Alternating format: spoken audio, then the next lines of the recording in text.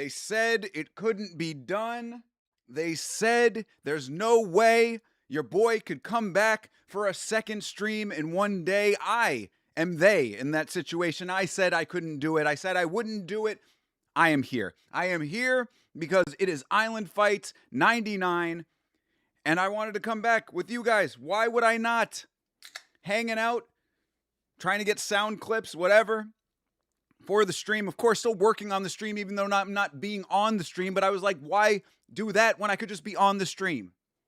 So I'm back, and we're watching fights. So good to be back with you.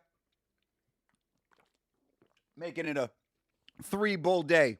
You know, I'll tell you what really inspired me. And I see you guys in the chat. I'll get to you in just a moment to say hello to each and every one of you.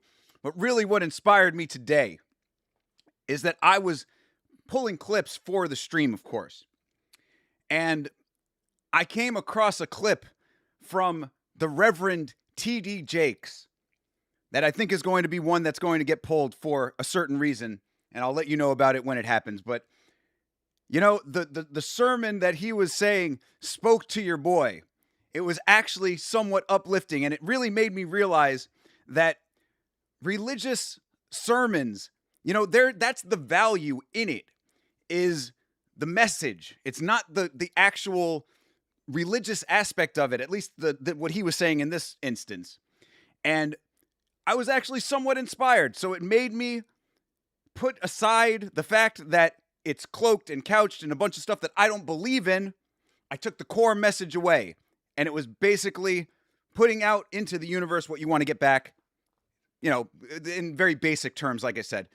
But that's essentially what it was. And I was like, you know what? I could sit around essentially working on the stream, whatever, but I'd rather be on the stream because this is what comes back to me is hanging out with you guys and growing it that way, actually doing it.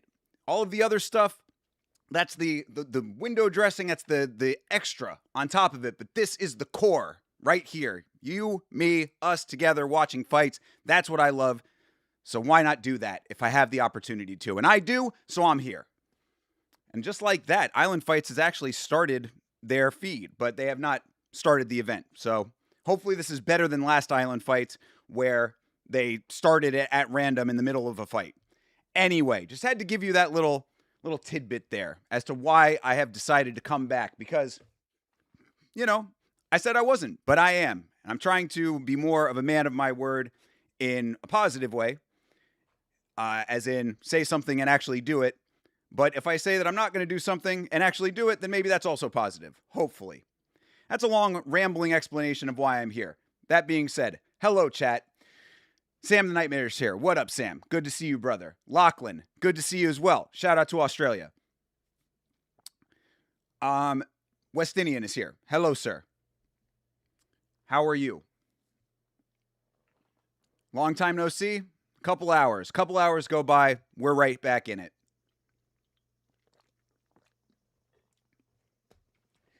You know, I think that that's also one of the things that's upsetting to me about those church sermons, because I'm listening to this guy and, like, you know, it's quite obvious. I don't think it takes a genius to understand that the charisma that those reverends have is a big part of why they're so successful.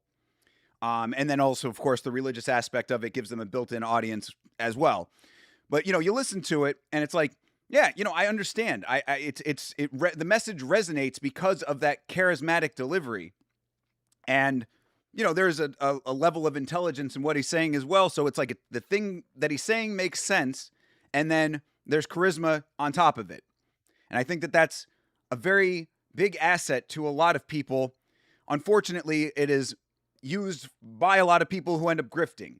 And I looked up that Reverend T.D. Jakes, and he's got all kinds of controversies. Many of these reverends of mega churches have those types of controversies. And that's unfortunate to me, in my mind, because it's like I like the message of what he was saying in this thing that I was watching, religion aside.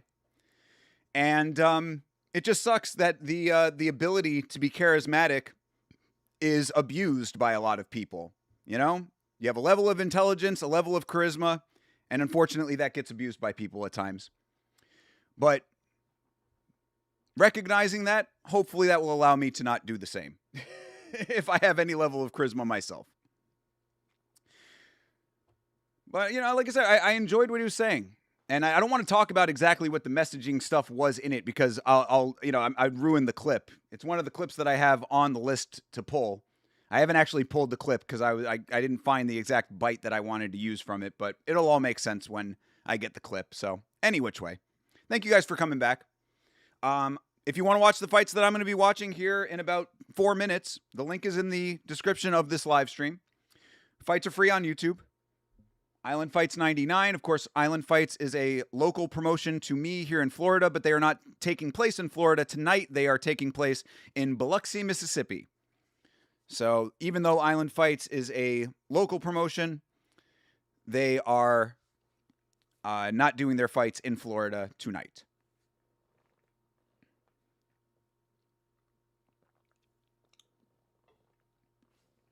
But yeah, hope you were well. Hope you had a nice couple hours between this stream and the last one. What did you do? Let me know what you did on your time off. How did you spend your time off? I spent my time off trying to find clips for the stream. I found one. Another one I'm still looking for. Oh, I didn't even add the new one that I had.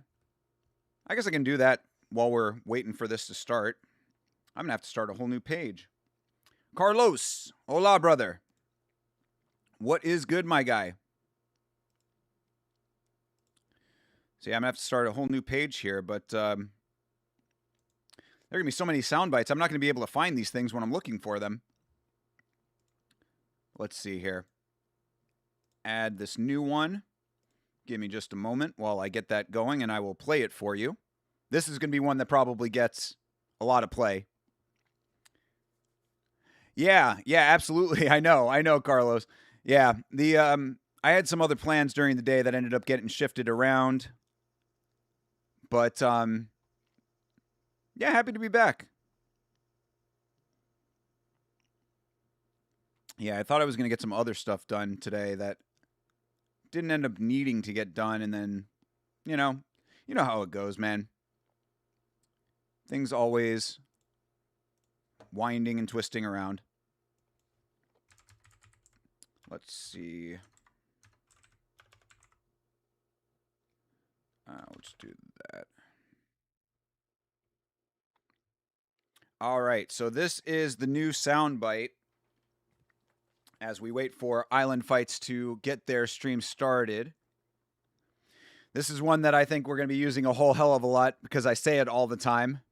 But, let's just pretend that somebody in a fight just slipped and fell on their ass. Banana peel! There you go. We finally have the banana peel drop. Hopefully that wasn't too loud.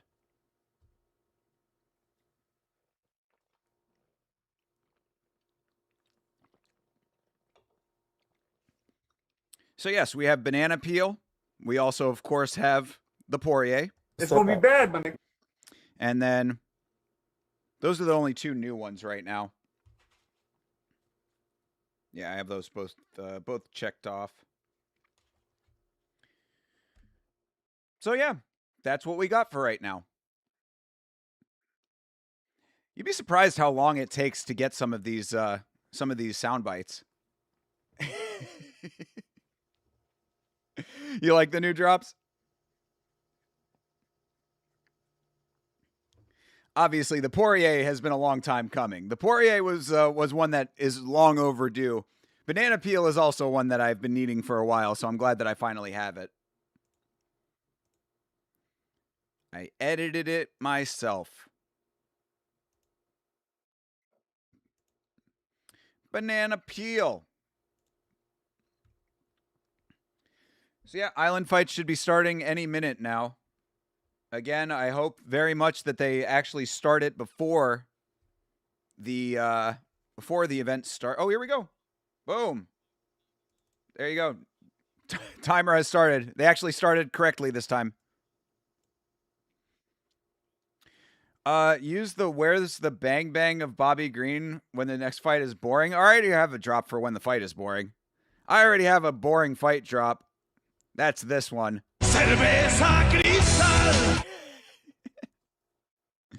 That's old school now, bro.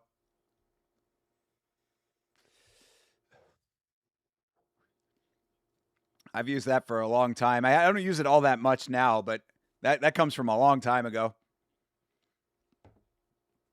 Cerveza Cristal.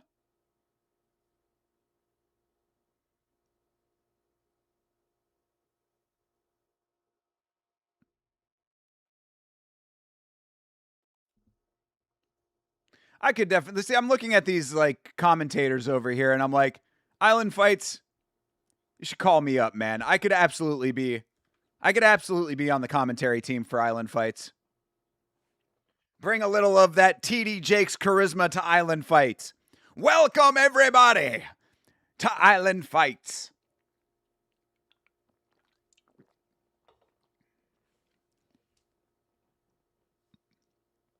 We're getting to go up and down the weight classes on this fight card. They just said it. Hell yeah, Cerveza Cristal. That's Chilean, is it not? I think that's from Chile, Cerveza Cristal. Am I right about that? Do you have that in Peru? Do you actually have the OG Cerveza Cristal?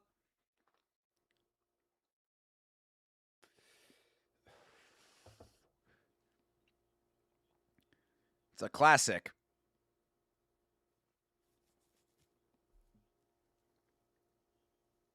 Ja'Cory Adams versus Brian Kamano. I don't have the actual like fight card laid out with all the names on it like I usually do because they don't post that for Island Fights, but I will have I'm going to have the Tapology up here. So, let me go grab the Tapology card real quick.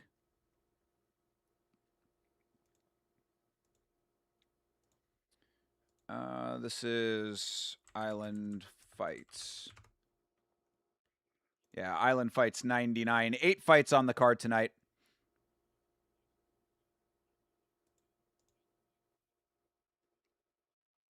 Hold on a second. Oh yeah, they're talking about the Mike Perry versus Dylan Dennis fight that's coming up, which is in Orlando, which I could probably go to if I wanted to, but I don't know if I'm paying money for that. We also got a Cristal brand for beers, but I'm not sure if it's the same. It might be, because that is a I believe a Chilean brand. So I wouldn't be surprised if it was in Peru as well. You know, maybe just a number of the Hispanic countries down there.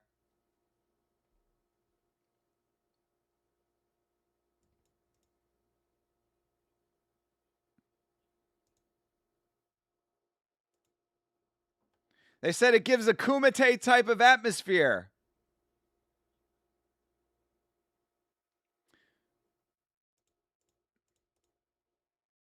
Oh, we're doing a national anthem.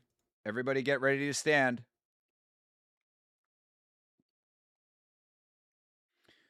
Okay, so I do have the fight card available on Tapology here. And the guy in the main event, hold on, what flag is that? Oh, yo, hey, Carlos. Carlos, the dude in the main event is from Peru.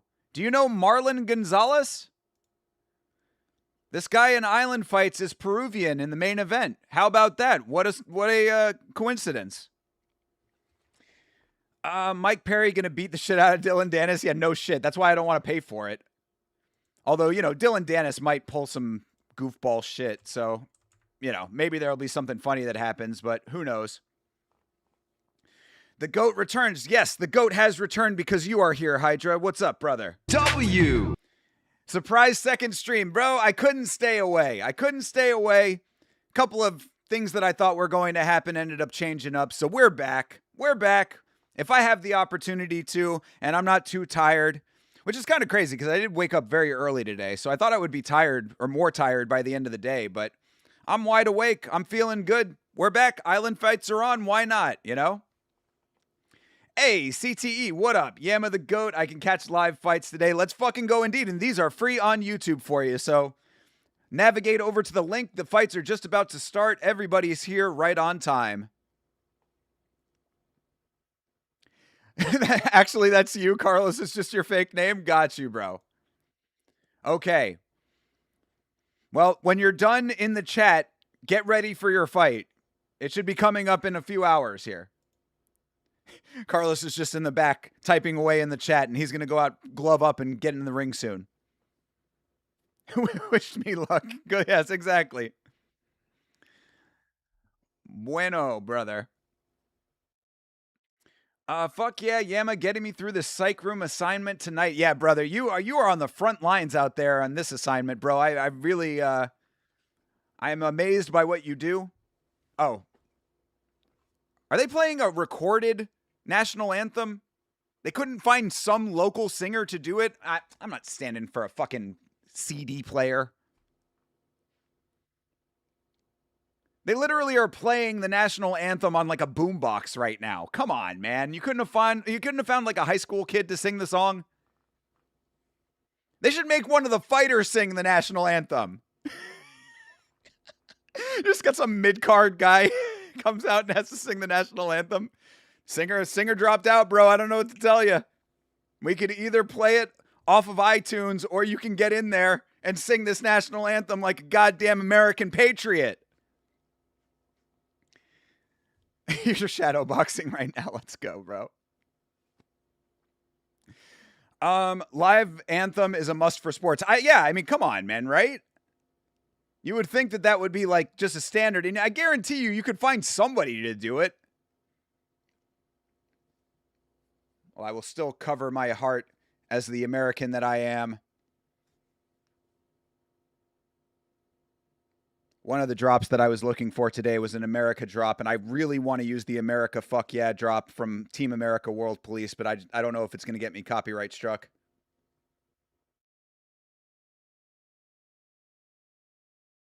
It is so funny to hear a national anthem being played through the house speakers, recorded at some other sporting event.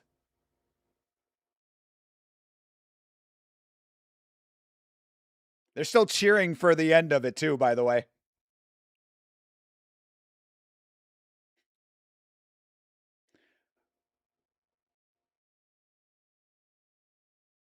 I wonder what event this is from. All right, there you have it. National anthem. That's right, Buddy holding up his beer. Nothing more American than that.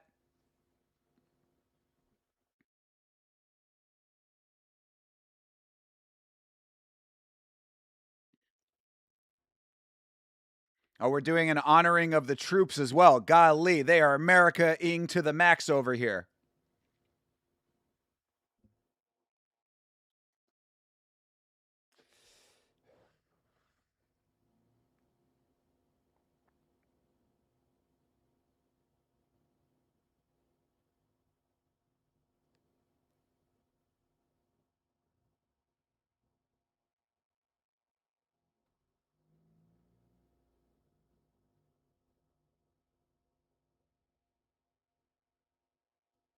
Oh, okay. All right. That was a moment of silence for the men and women who have served our country and lost their lives. It was a prolonged moment of silence.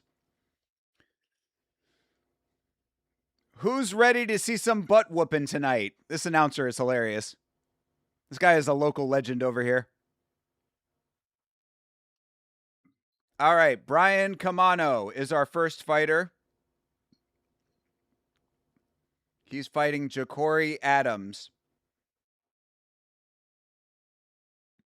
These are, I would assume, mostly local fighters to Biloxi. Nice pair of titties right by the walkout there. RIP to everybody that passed away in the wars. Yes, absolutely, Sam. Absolutely. Of course, all joking aside, yes, thank you to all of the brave men and women that have fought and died for the freedoms of this nation, as they are often trampled upon and eroded by those in power now. It still does not diminish the great sacrifices that they made. It's true. I certainly do believe that.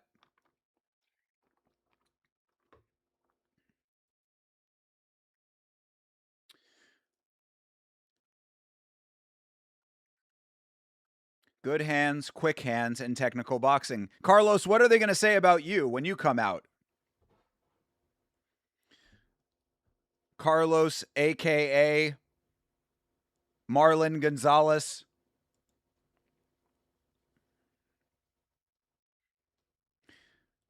He is a great fighter. He is a great video editor. He has multiple talents, obviously. He will cut you up in the ring and then go home, find the footage, and cut that up and put it out and get 100,000 views. See, I'm already doing great with the intro for you, brother. You're not going to come out? You're going to stay in the back?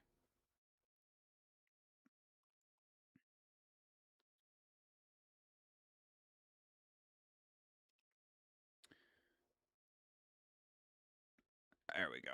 Turn that off. All right. I think we got boxing on this thing too.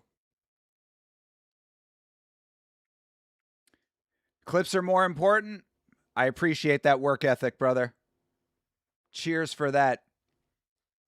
And oh yeah, so you know what I was saying. I don't know if you saw in the Discord, but I am I'm in discussions now with TikTok. TikTok has kicked my inquiry about my account up to some higher authority at TikTok. A dedicated team is reviewing my account now. So we're going to find out soon, hopefully soon we're going to find out if I can actually stay on TikTok. Maybe they'll see that there's no reason to have my account banned and just allow me to stay this time. Who knows? We'll find out. Of course, this is the God's honest truth. 100% factual statement. Considering that this is my first and only time ever having signed up for TikTok, there may have been some imposter account out there before that was posting Yama content without my knowledge and somehow making it so that I would have gotten banned on an account that wasn't even associated with me in the past. How crazy is that as a concept? Some nefarious actor impersonating your boy, taking Yama's show, going onto TikTok, and somehow getting banned. So if they come to me and ask, what was this previous account that may or may not have been permanently banned from the platform, the answer will, of course, be, I don't know what you're talking about, because I only have this account, and that's the only one that has ever been officially associated with this brand. That is the story, and we're sticking to it. Hopefully it won't get to that point. Hopefully they're just going to be like, oh, why was this account ever banned? Because, you know, like I said, it's my only one ever account, but had I had a previous account, I would never have in a million years known why that one would have been banned. You'd be very surprised at how much shit I have gotten just talking about MMA. Like, it never ceases to amaze me how much I have been fucked with this channel.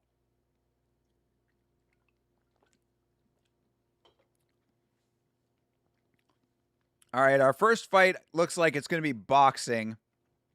Either boxing or kickboxing. It's also an amateur fight. First 3 fights are amateur fights. Yeah, amateur boxing is this one. Let's see what these amateur boxers have for us here.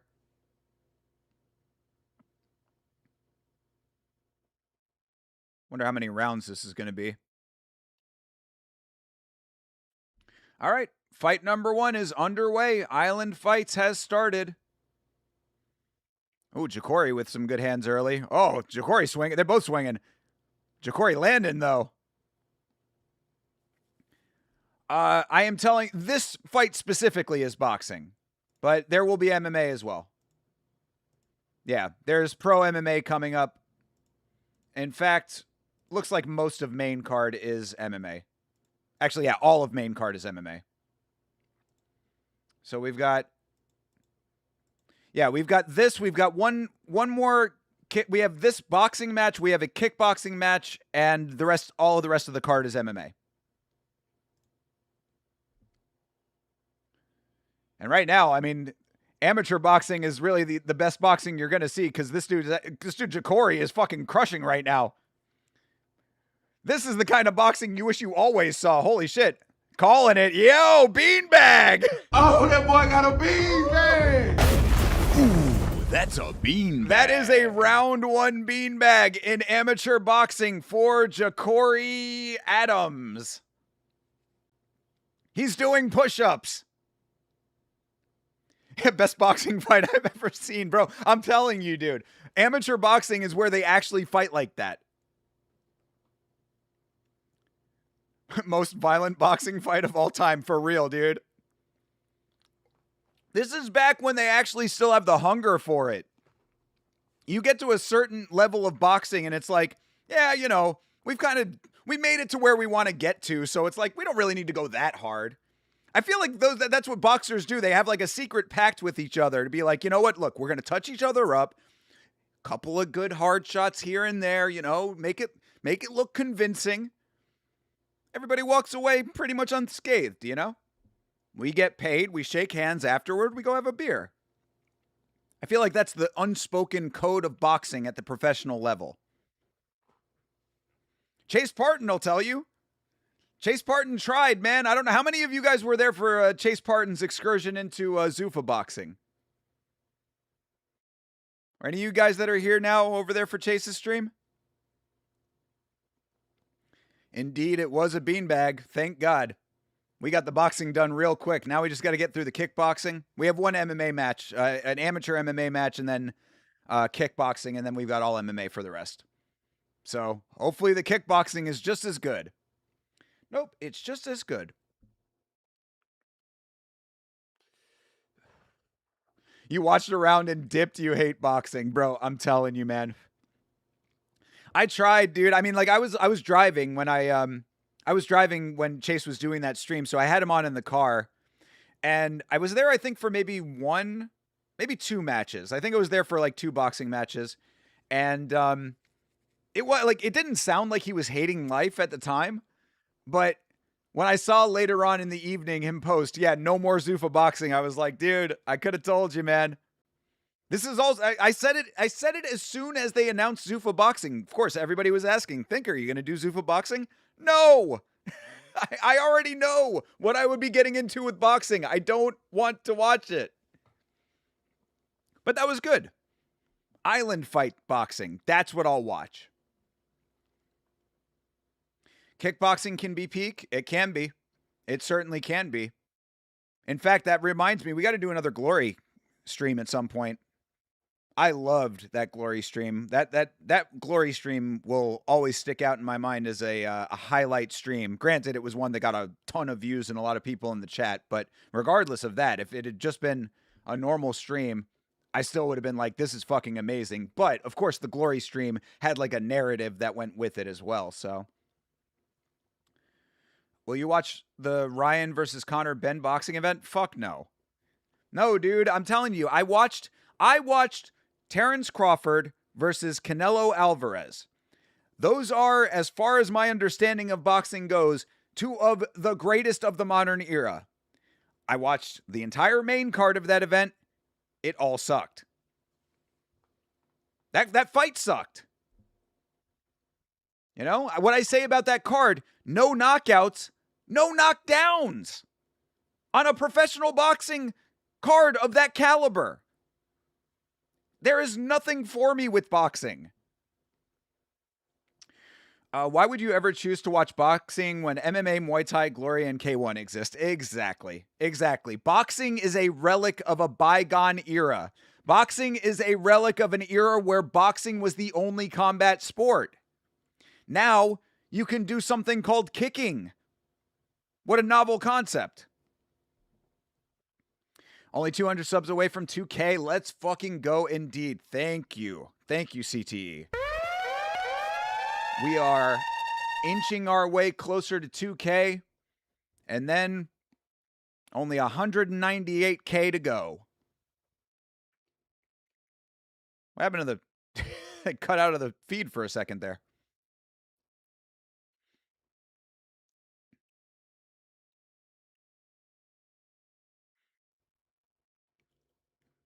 All right, nailed him and it was over with. There you go. This guy's got a lot of energy. Still high on adrenaline, I would suspect.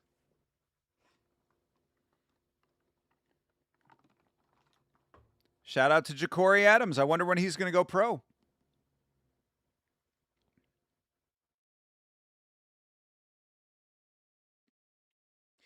Good job, Ja'Cory.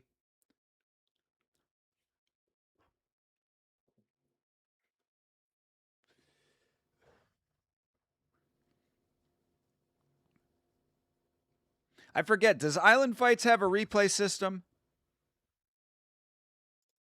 I don't remember from the last time. We actually watched the last Island Fights event as well, by the way. We watched Island Fights 98 as well. So Island Fights 98 and 99. Showing love to the hometown promotion. Roy Watson is taking on Pierre Broomfield. Oh, they're skipping over the amateur MMA match. We're going straight to the kickboxing. We're getting all the non-MMA out of the way. Sounds good to me. Roy Watson. He's from Gulf Shores, Alabama, and Pierre Broomfield is from parts unknown. They don't have anywhere listed for him on Tapology. Why would you put all the text vertical on your graphics? Yeah, put all the text vertical on your graphics and then not show the names on the screen when the fight is actually taking place. You know, so all of the people like us who don't know these people personally have no clue who they are. You better really be listening close. And then also, on top of all of this, dude, I'm telling you, I got to get in touch with the Island Fights people, man. I got to help them out a little bit here because they are a local promotion for me. And like, on top of what you just said, graphics vertical, text on the graphics vertical, no names on the screen, and then the graphic above my head, they don't do the card with all the pictures and the names on it. You know how I usually have above my head the card with all of the pictures and the names so that I can put them together and make sure that I'm talking about the right people or whatever. I have Island Fights. I have this card on Tapology on a different tab right now that I'm switching back and forth between that and the chat to make sure that I'm on top of who's actually fighting. I guarantee you that the average viewer who is not at this level of interest is not doing this. I'm going to embrace my inner Joe Rogan white guy versus black guy moment. Oh my God. They're making you do that. You know, I guarantee you that would not be your first instinct. It's Island Fight's fault. And that's what I'm going to say. If I ever get accused of being racially insensitive during an Island Fights card, it's going to be, look, I would have called them by their names. And then to repent, I will watch Call Me By Your Name. It tracks. It tracks in my mind, at least. Because that would be a punishment, from what I understand.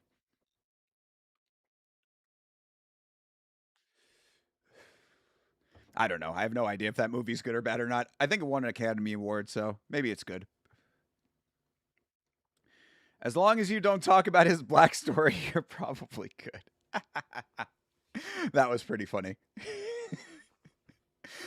Those are the times that I am really most concerned about, like, my little verbal tics and like idiosyncrasies with my speech pattern. Because I'm telling you, man, like, I watch a ton of YouTube, of course. I live on YouTube. And I hear other YouTubers and how well they speak. And people tell me that I speak well. And I'm like, I don't know what the fuck you're talking about. Because, like, I hear myself and I'm constantly stuttering and I'm tripping over words. And I have these little weird pauses that I put in places. Like, my speech cadence is all over the place, in my mind at least.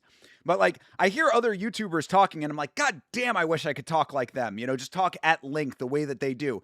And, like, those are the moments that really scare me the most, is that type of slip up. Because I'm like, I would never know when those kinds of things are coming. And all of a sudden you're saying something, you're like, holy shit, what did I just, oh no! And then I'm canceled and my entire YouTube channel is taken down. It's like TikTok all over again, even though that never happened. Everybody pray for me when it comes to TikTok. Pray to the Reverend T.D. Jakes.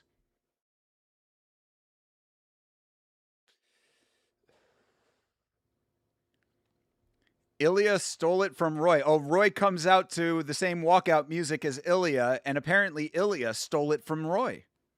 That's what happened. Ilya Taporia was at Roy's gym at some point. Roy, of course, being from Gulf Shores, Alabama, where I'm sure that Ilya Taporia hangs out on a regular basis.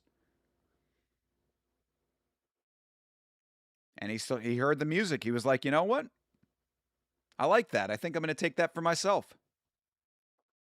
So, Kickboxer Roy over here, the originator.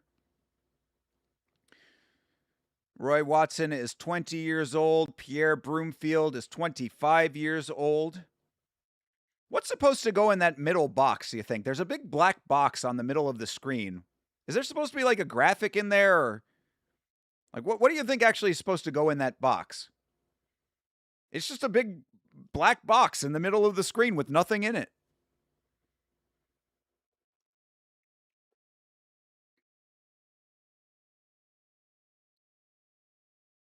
All right, 3 3-minute rounds in the lightweight division. This is kickboxing. We've got big old gloves.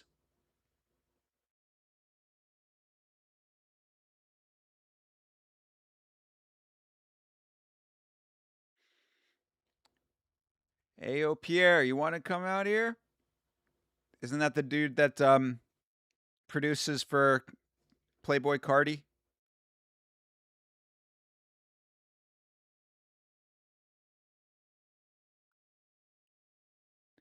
Pierre Dragon Noir? Dragon Noir? His nickname is Pierre. His nickname is Dragon Noir. It's kind of a cool nickname, I guess.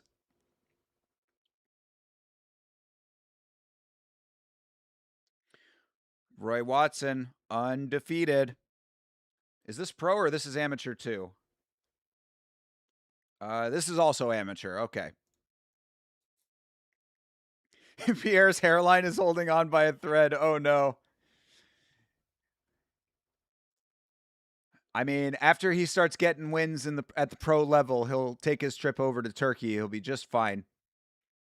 He'll get directions to Turkey from our dude Navajo Sterling.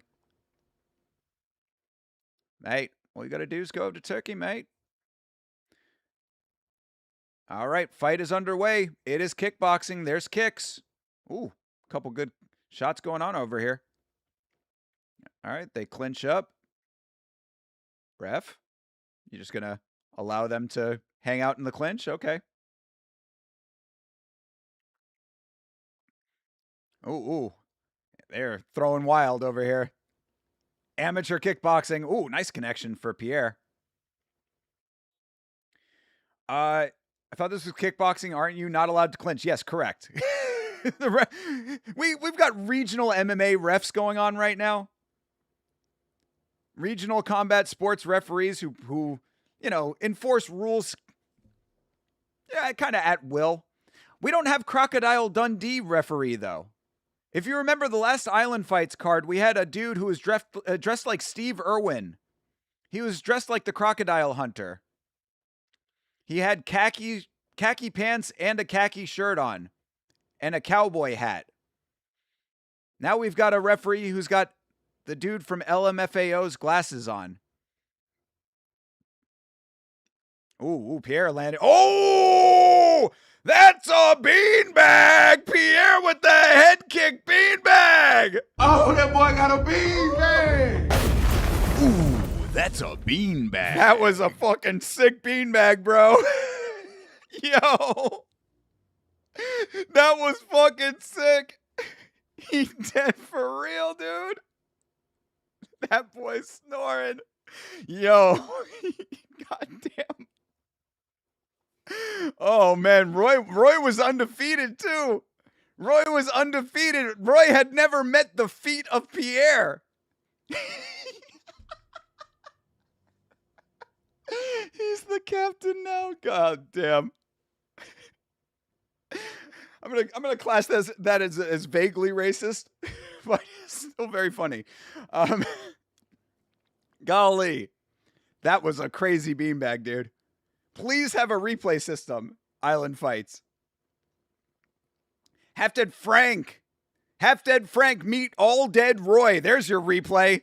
Woo!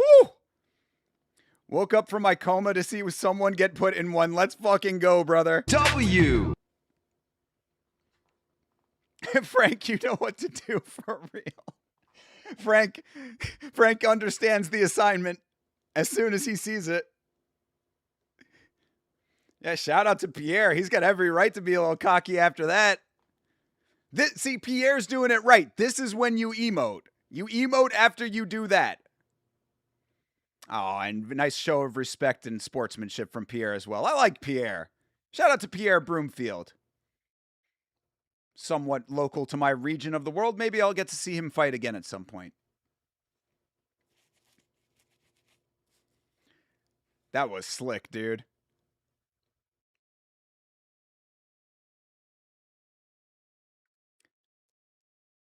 Dragon Noir. We will remember the nickname. Pierre is 15-2 as an amateur. God damn, bro. When the fuck are you going to make your pro debut? Pierre Broomfield, brother, it's time to go pro, my guy.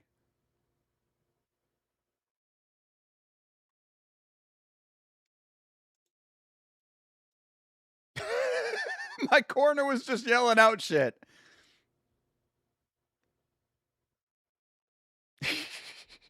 Yo, let's go, dude. This guy is awesome. He's like a young Bobby Green.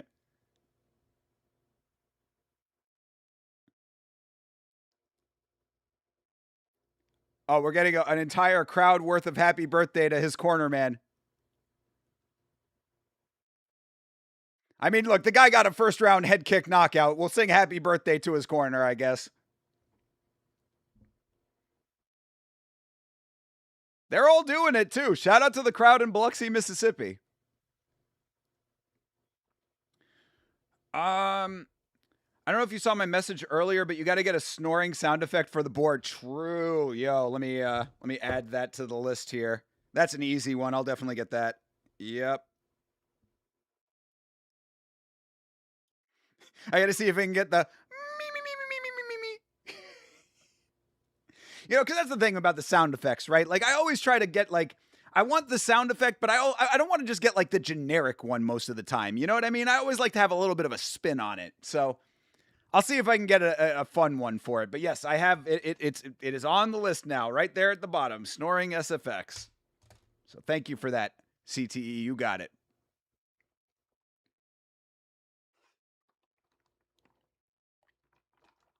Yeah, that Broomfield guy is fun, dude. He basically was like, my corner was just yelling shit, and I heard one of them say 1-2 head kick, and I was like, I'm gonna throw that motherfucker. Like, yeah, all right, dude. Go get it, bro. Shout out to Pierre Broomfield. That dude's cool. My new favorite island fighter.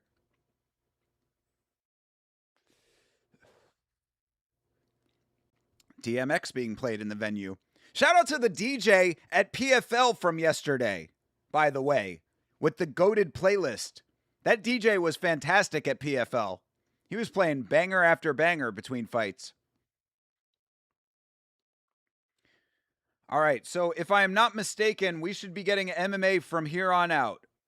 And one thing that you do need to recognize is that island fights, their cards are always subject to change. So, you know, bout order and who's on the card is always up in the air. So we'll see here. Okay, Tyler Sasser. Oh, okay. So yeah, again, bout order has switched. So this is going to be amateur MMA as well.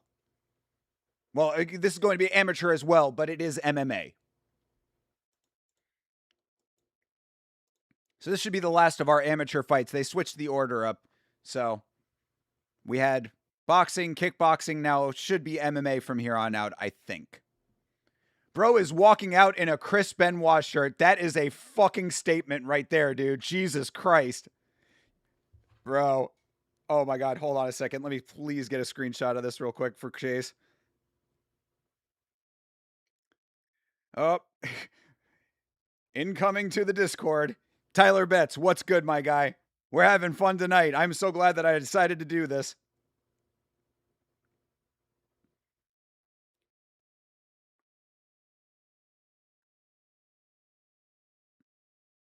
Hold on. Got to tag Byron as well on that one.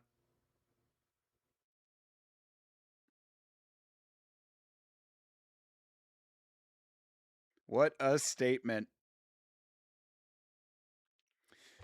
Yeah, bro coming out in the Chris Benoit shirt. That is a wild thing to do. I mean, talk about being able to separate the art from the artist, I guess. You got Roach winning tonight? Is he on this card? If you're talking about boxing, I have no idea.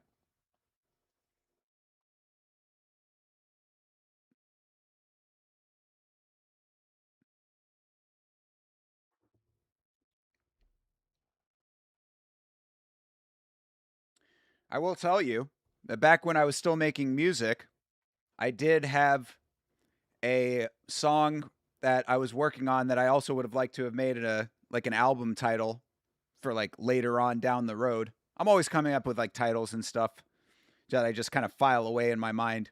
And the title of the song that would have also been the album title was Us and the Roaches. So that just reminded me of that. But which roach are we talking about? All right, this guy coming out in a much more sensible shirt. Nick Taylor, who is 2-2. Yeah, that title comes from the saying that after the nuclear bombs go off, the only thing that'll survive is the roaches. Yeah, I don't know, bro. I don't follow boxing. I follow boxing at a very, very far distance. Pretty much, if proper boxing doesn't talk about it, then I don't know about it. That is the extent of me following boxing, is listening to proper boxing, and occasionally that one Cloister I listen to occasionally as well. And aside from that, I see advertisements for it on UFC cards for Zuffa, and that's about it. And whatever MMA Orbit reposts, basically, whatever they retweet. I mean, so do we go for Tyler Sasser, the dude in the Chris Benoit shirt?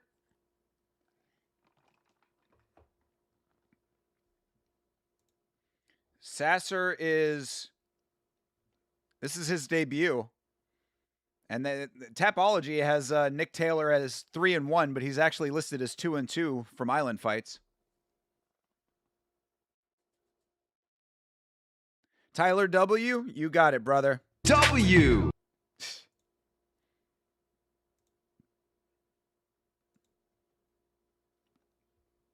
I'm with it. These guys are heavyweights. Amateur heavyweight MMA right now. And I appreciate that we are getting some lovely ring girls here at Island Fights in Mobile, Alabama. Didn't know they allowed ass like that in Mobile, Alabama. Oh, Tyler Sasser is apparently 1-0. They have him listed as 0-0 on Tapology. Tapology, what's going on over here? Both of your scores, your records, both of your records are incorrect.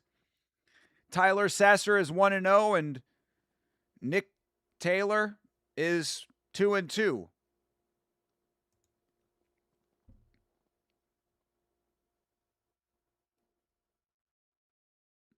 Nick Taylor is from Puribs,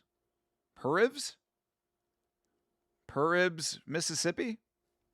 I've never heard of that place. All right, whatever. We're going for the big boy. We're going for Mr. Chris Benoit shirt. Damn. Nick Tyler is got a couple inches on him for sure. Taller for real. Let's see if we can get a third beanbag in a row. Can we get the turkey? All right. Front kick to start it for Tyler. Or Nick. I guess I should go Nick and Taylor. All right. Nick with the knees. Taylor. Oh, Nick landed a good knee there. Oh, dude. Nick clinching him up. Taylor getting kneed away over here. Absolute cinema. Something like that.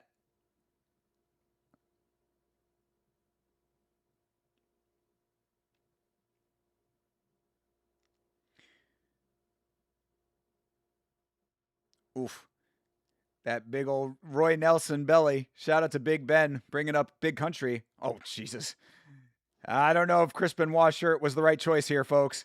He's getting kneed to shit, and his striking didn't look like it was very technical. But, I mean, sometimes you don't need technical striking. Landed a couple nice ones there.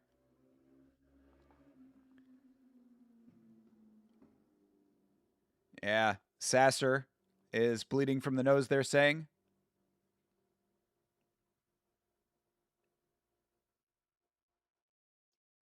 That's Tyler, of course.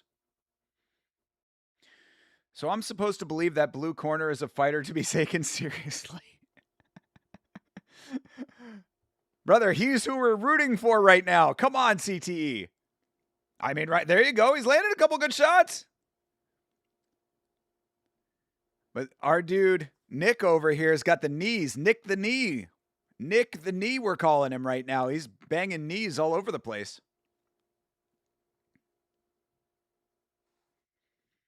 Maybe he's going to get himself a Turkish hair system after this.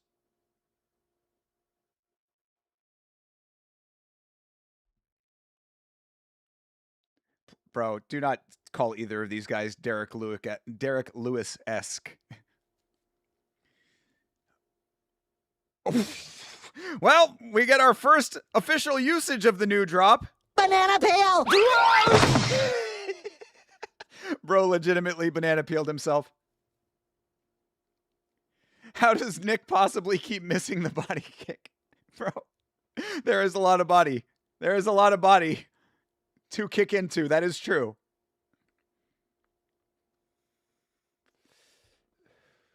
Hard to kick the body when you are slipping yourself on a banana peel. That was our first official banana peel usage. I'm glad I got the drop before the stream started.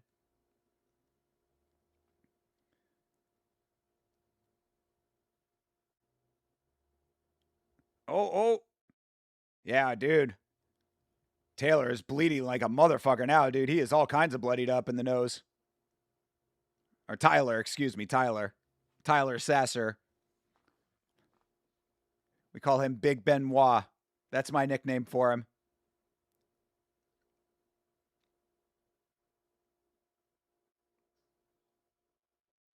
Saying that the nose might be broken. He is breathing out of his mouth a lot right now. Mouth wide open. Yeah, look at that. Damn. Curves on the ring girls.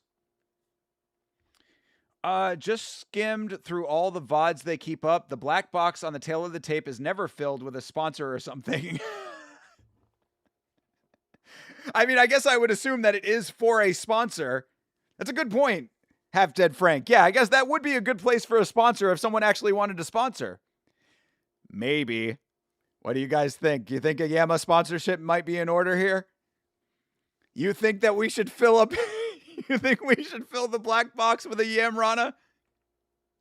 Island Fights brought to you by Yelling About Mixed Martial Arts. That would be kind of fun. Island Fights might be a promotion I could possibly get to let me actually play the fights on stream.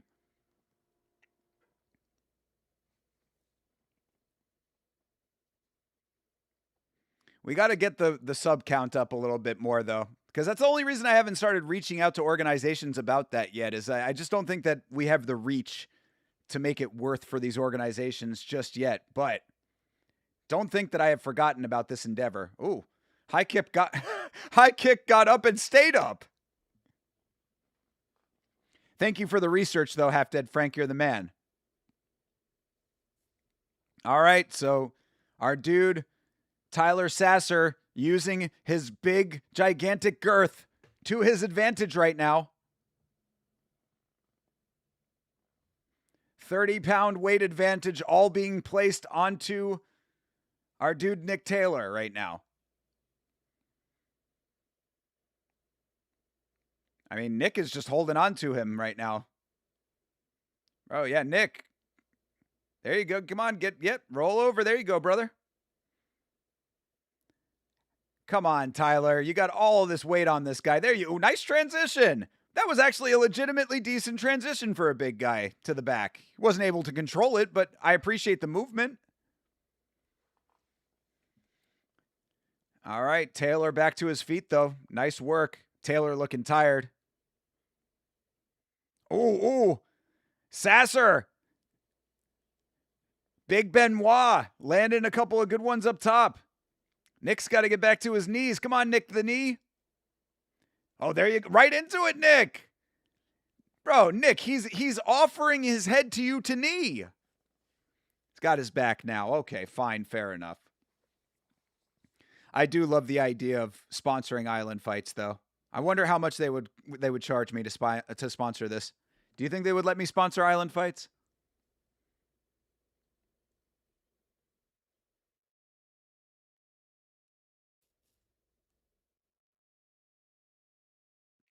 All right, Nick has him in the corner now. I don't know why he could still be rocking knees to the belly right now. YouTube is censoring you? Well, that sucks. Reword. I hate when they do that.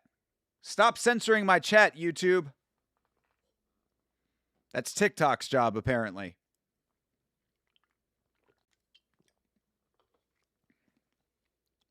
What happened here? Why are we on a timeout right now?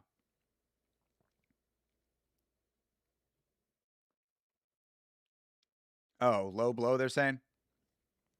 Trying to say how much this guy reminds me of my favorite animal, the elephant seal, is pure stature.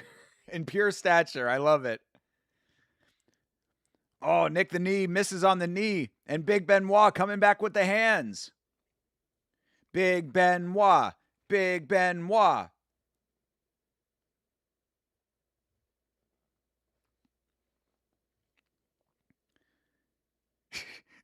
They are really trying to say that our dude Big Benoit was trying to go John Jones.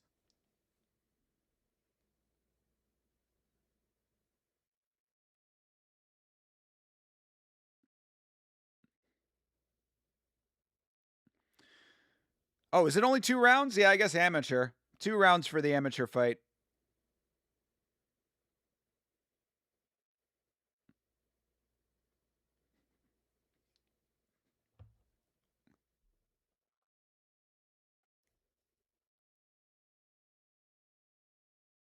Let's see who wins this thing.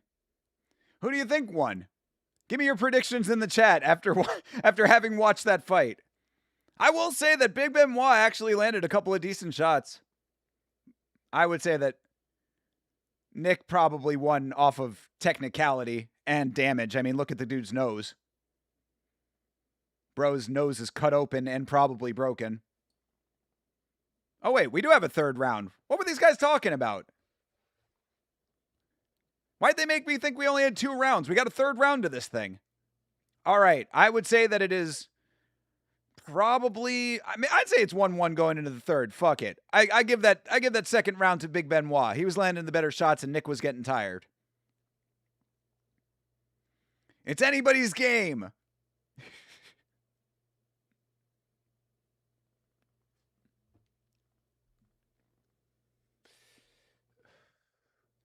Oh, uppercut lands for Nick. This dude is breathing so heavily out of his mouth. His nose has to be broken. Yeah, now Big Benoit working for an entry, but can't find it. Come on, Big Benoit. Sasser. Come on, brother. You're letting this fight slip away. Nick the Knee is going to win this thing. There you go. Another nice knee for Nick. Bro, he is cornered, brother. Nick! Dig deep, Nick! Bro is windmilling shots right now. Shout out to Big Benoit. Oh, gosh. Big Benoit was putting his hands on his hips a little bit there. We are in the we are in the slop portion of the heavyweight fight at this point. Still trying though. Nobody really landing much of anything. Hands on the hips. Bro is going arms akimbo here. Sasser is all kinds of bloodied up around the face, dude. Optics looking terrible for him. I'm amazed that he's still upright at this point. Jesus Christ. Yeah, I know. Bigger knees. Let's go. Bro, just push this guy down. He's just tip him over. He won't get back up.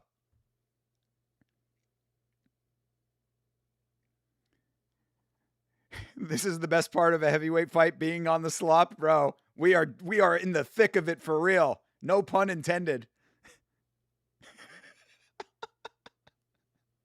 Oh my God. I love amateur MMA, man. Where's my drop? They're a bunch of fucking amateurs. I love it.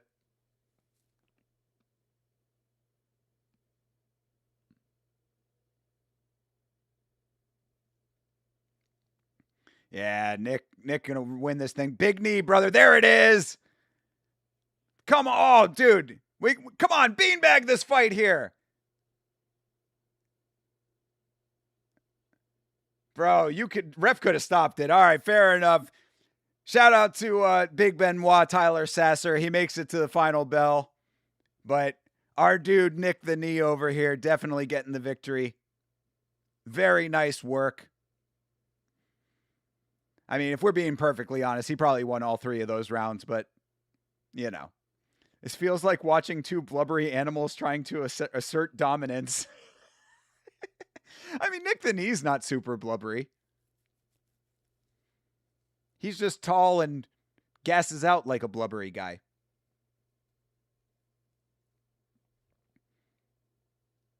That's peak male form right there for our dude, Big Benoit. Yeah, that cut on the nose will not stop bleeding, dude. It's on the outside of the nose, too. You know? It's like right where the bulbous part of the nose starts, up at the top there, just at the bottom of the bridge. Nice fight, Nick. You advance to 3-2.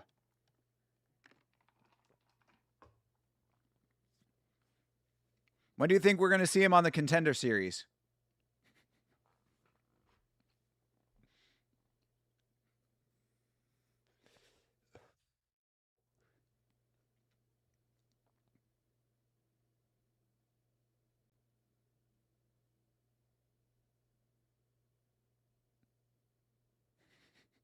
Stop referencing better fighters during these fights.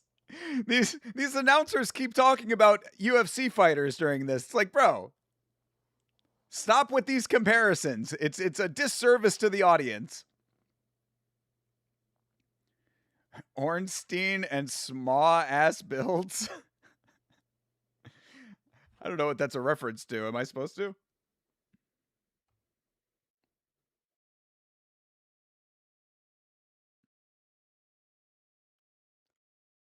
Oh, this is a Dark Souls reference. Okay, got you. That's funny, dude. Holy shit. John Dong, how are you, sir? Thank you for joining us for the best card of the evening. I saw shades of Carlos Prates in his foot movement. Bro, I'm telling you. He has his time on the microphone right now. I mean, calling out to Sean Shelby is in the cards right now.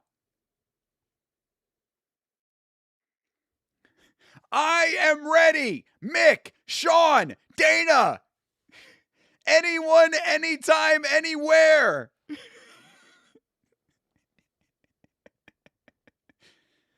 He says he never turns down a fight. Nick Taylor, your girlfriend. We nailed her. Shout out to the Bloodhound Gang.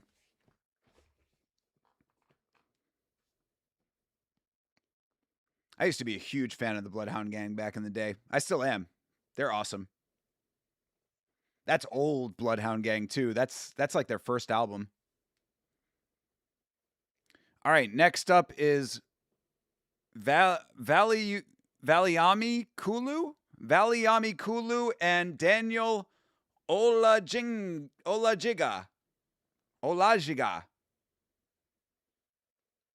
Okay. Those are quite a pair of names. This dude one of them is from Nigeria. Daniel is from Nigeria. I know because he has a Nigerian headband on.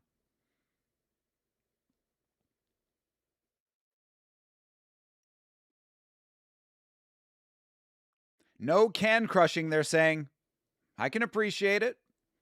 Comparable skill levels. Much appreciated at this level. So yes, next up we've got Valiami Kulu and Daniel Olajiga. Valiami Kulu is from Tonga. We've got a Tongan versus a Nigeria. It's an all-African affair coming up in the next fight. Maybe they'll fight like that dude, Diakate, who fought in PFL and got a very nice beanbag yesterday. He was from Cameroon.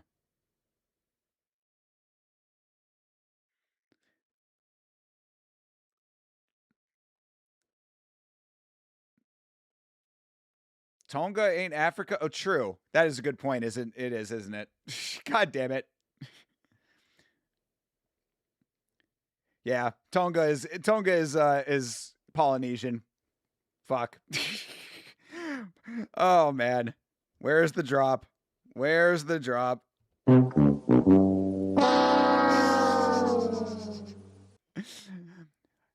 is hilarious considering that I used to work at the Polynesian show, and every time during that show they went through all of the Polynesian islands and introduced them. So I literally for, over the span of like 4.5 to 5 years was hearing almost every night, the island nation of Tonga. Wow.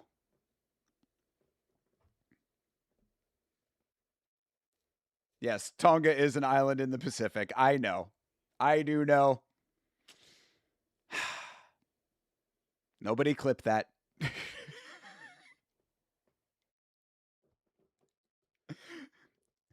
To be fair, Tonga is one of the smaller, lesser represented islands in Polynesia. I don't even know if we actually had any Tongans in the show. Most of the people in the Polynesian show, I believe, were from Hawaii. We had some Samoans. I think, what was it? Samoa? It was Samoa. It was Hawaii, Tonga. What were the other ones? Oh, and New Zealand, of course. Kia ora.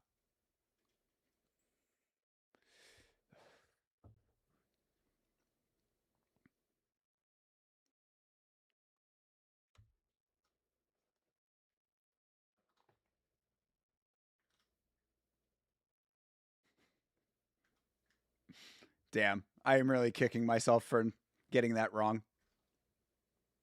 All of those years working at the Polynesian Cultural Show, you'd think that some of that knowledge would have seeped into my skull. Well, brother still definitely got the build for MMA. Jesus Christ. This guy is muscular as fuck. The red corner. All right, Kulu. Hey, Kulu. That's Redman and Method Man. Great song, by the way. Best song on Blackout 2, Hey Zulu.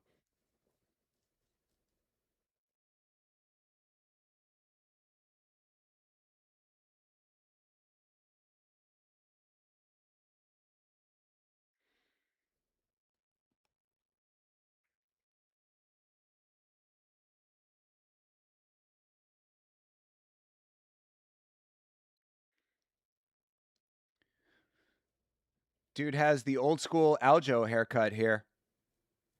Our dude Kulu, who's from Tonga, which is not in Africa, by the way. Everybody send that clip to Chase Parton the next time that I have to correct him about geography.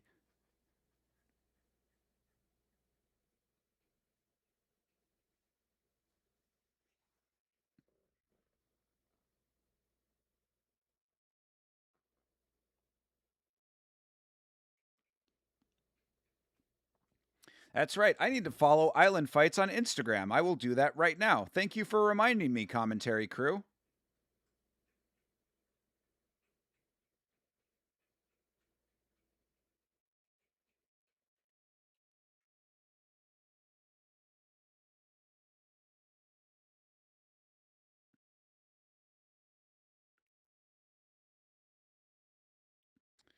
Island Fights.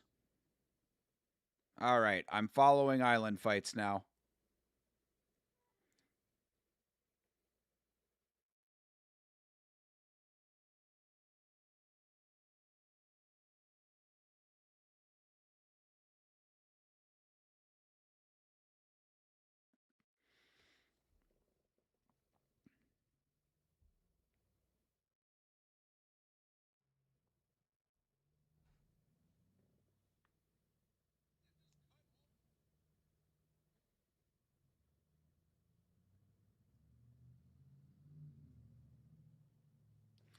All right. It is professional MMA over here. Valiami Kulu versus Daniel Olajiga.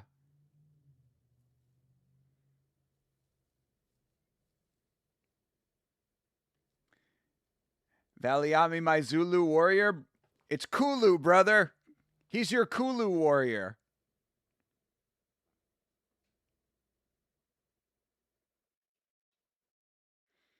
All right. Daniel is Nigerian by way of Kansas City, Missouri.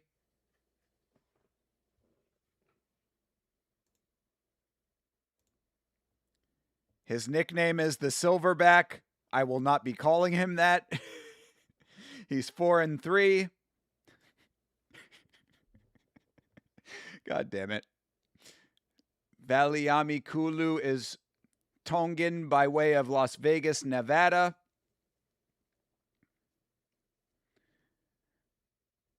When does this ref evolve into Mike Beltron? Let me see.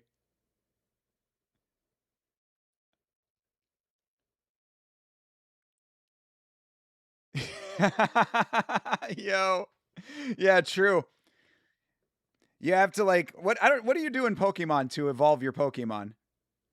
I don't know what you do, but whatever you do in Pokemon to evolve him, you have to do that, and then you just see the mustache just start growing out of his face and get instantly tucked into his shirt. All right, fight is underway. Kulu in the red gloves.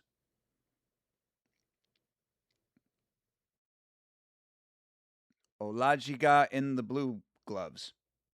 Olajiga. His nickname should be the Giga Man.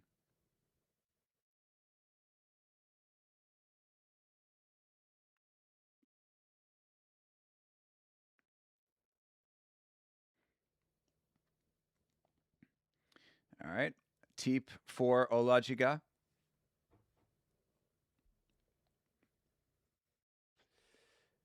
Nice leg kick for Kulu.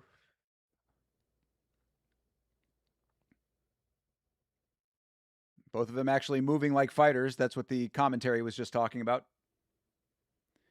Silverback does not skip squats, bro. He don't skip anything in the gym, dude. He is fucking built. Bro is a tank in there.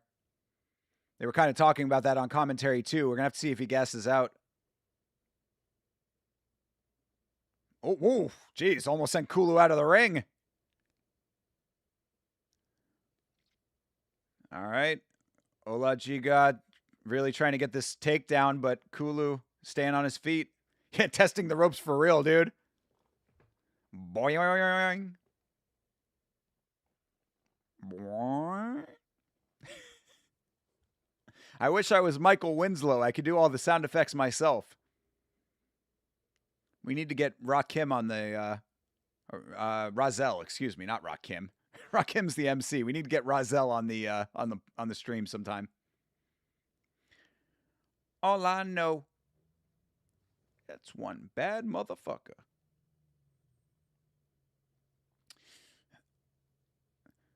We've seen cages bend on stream. Next is rope snapping. We have seen cages bend on stream. That's a crazy thing to remember. Holy shit.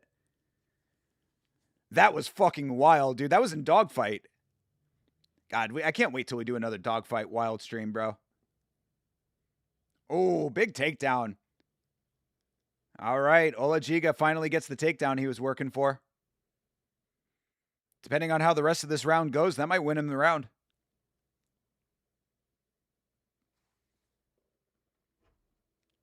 Kulu not locking it up. There he goes. Do you think Silva will beat Yair? I think it's going to be a pretty close fight, honestly. I think that Silva might end up having some trouble with Yair's length.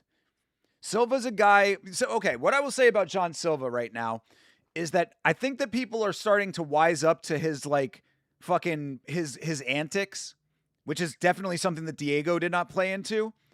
His antics allow him to lull people into a false sense of security, which accomplishes two things. A, it catches them off guard, and B, it allows him to close distance in a way that other fighters have to work harder for. So I think that if Yair Rodriguez does not fall for the bullshit, it's going to make it very hard for John Silva to be at close range, which is what he's going to need to do in order to, get himself into striking range and actually land.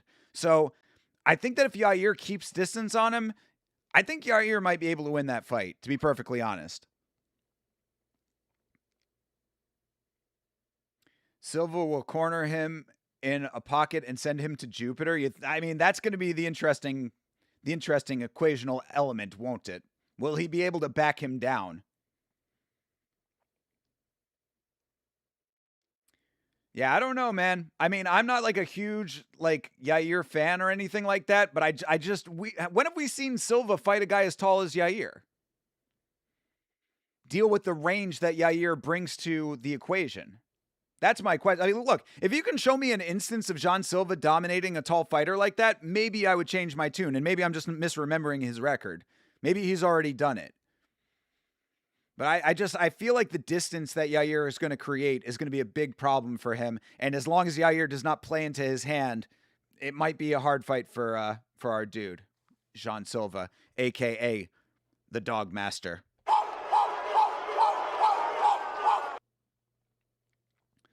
I think it'll be harder for Silva than people think. Yair gave Max and Volk tough fights. Yeah, that's what I'm saying. And again, I feel like a big part of John Silva's game was that the antics. And now I feel like he's been figured out when it comes to that. That whole slap in the hand thing, kind of just making it playful until he explodes on you. Are you posting the clip about Ronaldo's wedding tomorrow? Yes, I will post that tomorrow. Absolutely. First thing tomorrow, I will get that posted. Thank you, Carlos. Yes, I have not forgotten about that one.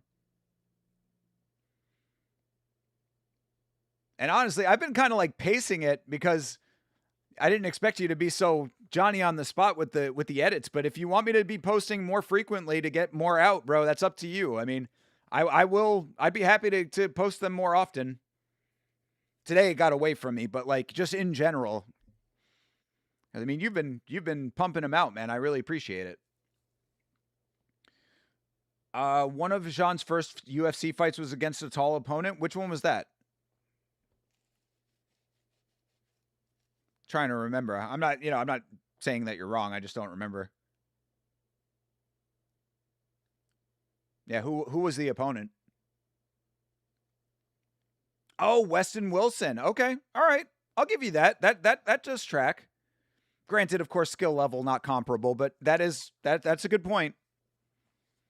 I don't know. All right. Well, then, maybe Jean Silva has a better chance than I'm giving him credit for. So, in this fight that we are currently watching, Olajiga, I guess, won that first round with the takedown and all the control on the ground. So now Kulu needs to start working his hands a little bit more. He needs to get active, really. Oof, big overhand swing for Olajiga.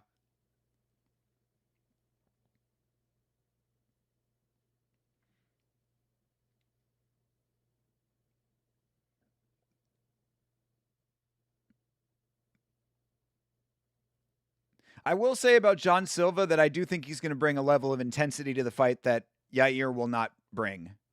I think he will be the more active, like he'll be the fighter that is more actively seeking the finish than Yair. Yair will be, I think, a little bit more plotting, but I think that he uses his distance well enough that it's going to be a problem. Jean also does have a great corner. I know the fighting nerds don't have the same mystique as before, but Pablo is a very good game planner. True. That's a great point. Absolutely. Yeah, dude, I don't, the mystique of the fighting nerds being a little bit like tarnished because of the losses that they've taken does not diminish their effectiveness in my mind, really. Does it make them more of like a humanized team as opposed to what they were being lionized as before? Sure, maybe that, but it does not take away from the fact that they are still one of the best gyms out there, I would say. All right, Olajiga got another takedown here, and he is smothering his way to victory right now, unfortunately. This is why I like amateur MMA. They go for it more. They go for it differently.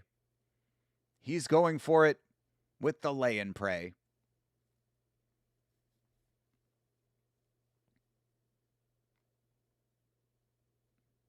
I would be very worried about knees for Jean Silva in that fight, you know? I'd be very concerned about Yair kneeing him in the face during a takedown attempt. Not that he necessarily is going to be shooting instantly or anything like that. Stand him up? Yeah, for real. I mean, if he actively wants to start landing some strikes in this position, he could do that and make this more interesting. Bro, just hammer fist. Why are you going to the opposite side of the head, bro? You've got prime hammer fist real estate right there.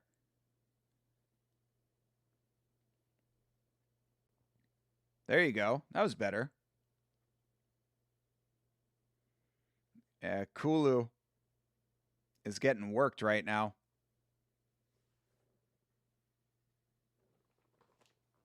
Yeah, I agree with commentary. Kulu needs to have way more urgency from the bottom. That is an understatement after getting laid on for all of round one.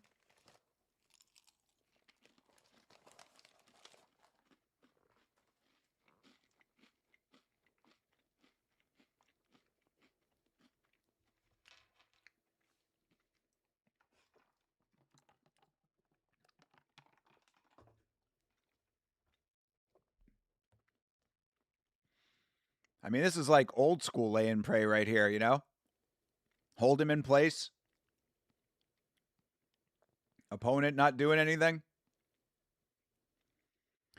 I think John's going to have to blast the inside calf kicks and work the body with, work the body with two-piece combos, not wrestle from open space. Yes, definitely that.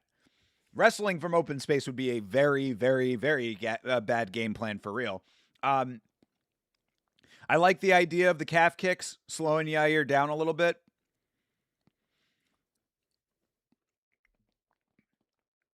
I also think that utilizing feints effectively is going to be a big part of it for him. Trying to bait Yair a little bit, because Yair throwing out big motions will be something that Silva can capitalize on, getting counters. And also, to be perfectly honest, I would say that like if Jean Silva is really as confident as he wants everyone to believe, then I wouldn't necessarily recommend him like utilizing a crazy amount of like sporadic movement, to be perfectly honest. I think that the idea would in my estimation would be not, you don't plant your feet as in stay stationary, but you're not laterally strafing to the point that you're constantly a moving target. I would be moving in short controlled bursts in order to try to bait Yair into his own big movement and then capitalize on that. Because if Yair is throwing out long legs and arms, the range of motion has to be equal to the distance that those are traveling. And it gives Jean Silva a little bit more time to react and utilize that movement from Yair. So it's a counter strategy, but it's a movement-based counter strategy that's not entirely, it works in tandem with the striking. John's stance doesn't really allow for that much lateral movement. Yeah, that is kind of a good point. I feel like he does get jittery, though. Maybe it's not necessarily like lateral jitters, but like he kind of, I mean, I'll have to go back and rewatch his fights. Maybe I'm not considering it correctly, but it always seems like he's got like that, like sort of, it's not nervous energy for him, but like that kind of,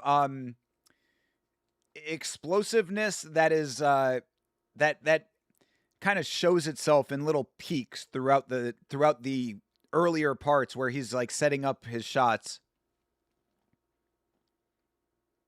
And maybe that does come in the form of feints and stuff like that. But it also comes in the form of him fucking with his opponents, which I don't think is going to work on Yair. All right, round 3 of this barn burner over here. Another takedown for Olajiga.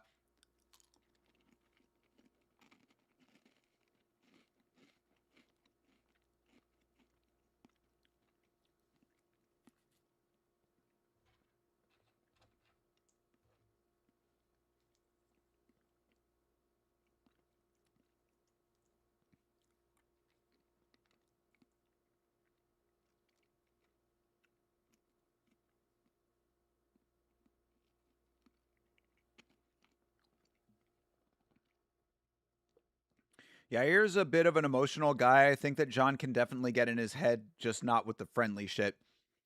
That does track. That was pretty obvious when he was jawing at Diego, for sure. Yeah, Yair definitely is a bit of an emotional guy. That is true. I'd be interested to like see what Jean Silva does in that regard. Jean Silva also an emotional guy too, so maybe Yair looking to give it right back to him, Could be an interesting lead up to that fight.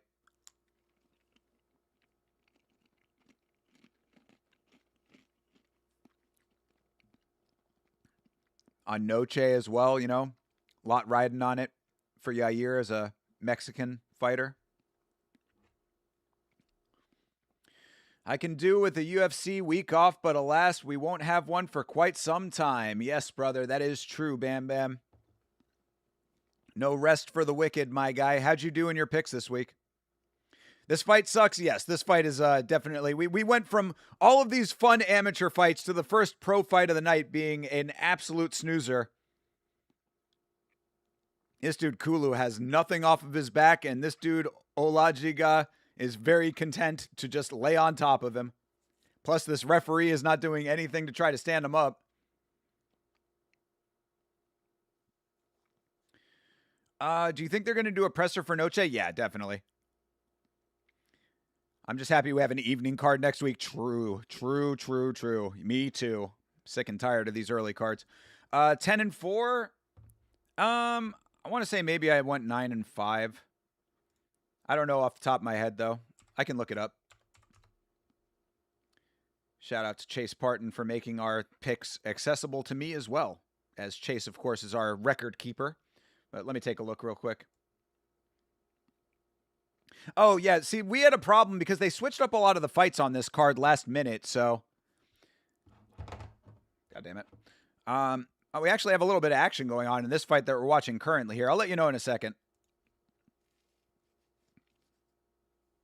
See if Kulu can actually do something here. Now, this is your one shot, Kulu. Kulu, get to your feet. Stop headlocking him, bro. You've got a minute 15. Oh, my God. Did he just really pull him on top of him? Oh, my dude. Wow. Kulu with nothing off of his back and low fight IQ on top of it. Kulu literally just pulled his opponent on top of him after being laid on for 3 rounds. Up to that point. That is amazing. No notes, brother. Keep doing exactly what you're doing. Okay, so We predicted 1, 2, 3, 4, 5, 6, 7, 8, 9, 10, 11, 12, 13. Okay, we did predict 14 fights. Oh no, we did not predict the Yanisic and Gugnon fight. So we only predicted 13 fights. Of those 13 fights that we predicted, I got, let's see, 1, 2, 3, 4, 5. Right? Wait a second. Oh, hold on a second. I'm in the wrong column here. Okay, so I got 1, 2, 3, 4, 5, 6, 7, 8. I got 8 right. 8 of 13. So, not great. And then I would have gone for Yanicic too, so I would have gotten that one wrong as well. Just because I told you that doesn't mean you can't listen to the podcast on Monday nights, though, goddammit. Everybody show up for the podcast. And thankfully, that fight has come to a merciful end.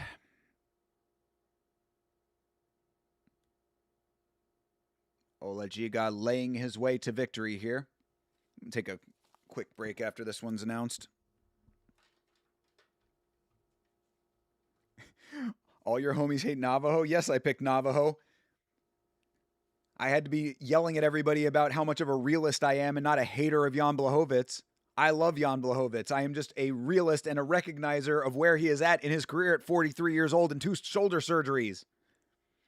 But I don't understand why you hate Navajo so much, brother. You have a specific hatred for the guy that is somewhat baffling to me, but to each his own.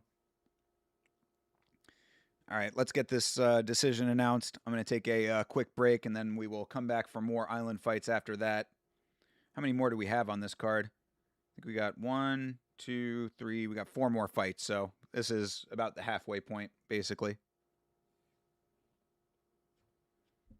They ever going to announce the conclusion of this thing? What is going on right now? What are we waiting for here? Was there some discrepancy with the judging? You hate everybody at CKB except for Craig Jones. I got to watch that new Craig Jones video, apparently, about Galvao. Apparently, it is some pretty heinous shit. I might do that on stream this week. 29-28. What round did you give to Kulu? All right. 30-27 and 129-28 with whatever round you want to give to Kulu. It's up to you, I suppose. It looks wild. Yeah, I've heard that it is wild. I am absolutely. I'm going to try to get that watched this week. Actually, I might do that on Tuesday. I might do that on Tuesday after the Ultimate Fighter, or before the Ultimate Fighter. We'll see. Or Wednesday. I don't know. Whatever. Are you doing an Anthony Smith video? I want to do an Anthony Smith video. I am still hopefully waiting for some actual concrete information to come in that's a little bit more than just a police report, though. Because as we talked about in the Discord, I don't want to jump to conclusions even though the evidence does look like it's strongly pointed one way. I would like there to be a little bit more concrete information before I go into it. But if we don't get anything beyond what we already have, I will probably get the video out this week as well. McGregor Forever was really taking up a lot of my time. That was also something I could have done tonight, but I would like to at least give it a little bit more time for some actual concrete information to come out. And, you know, if nothing new comes out within the next day or two, then I'll get it done this week. But yes, I am still planning on doing one. So hopefully this week we'll get Anthony Smith video and a watch of the new Craig Jones video as well. All right, that announcement has been made. And I'm going to take a quick break. We will come back and we will continue island fighting. Do not go away.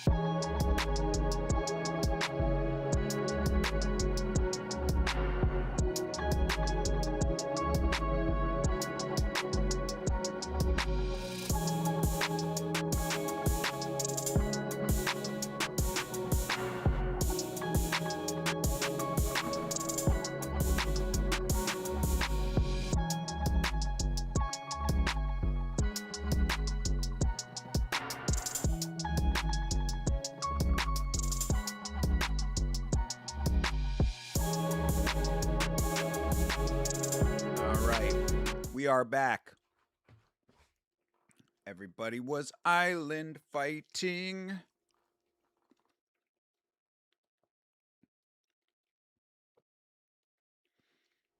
All right, who do we have coming up next? Made it just in time for the walkouts. Oh, more kickboxing. What? Yeah, this is a late edition. They're saying, yeah, this is not listed on Tapology. This is very common for island fights. They add and change and move things around a lot. Their cards are what we call very fluid.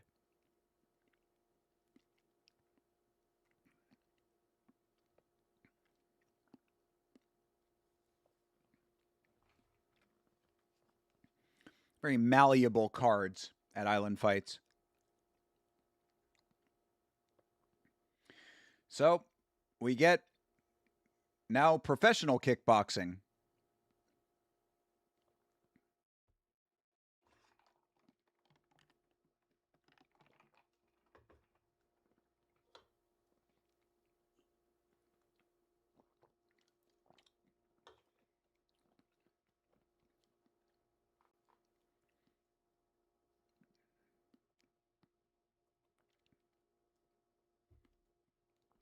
They call Biloxi, Mississippi the Gold Coast? I thought that was a California thing. Oh, that's an Australia thing. My bad. Gold Coast, Australia. I remember that from when we covered that murder of the MMA fighter out there, whose name is escaping me, but the video is on the channel.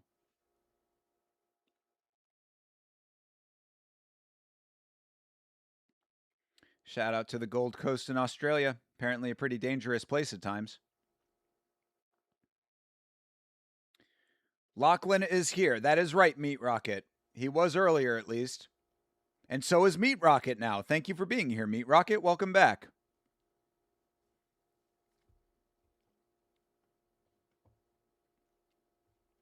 Oh, you're putting Cyrillic into my chat. You making me bust out the Google Translate here? Making me bust out the Google Glass? Ah, island fight. Very nice.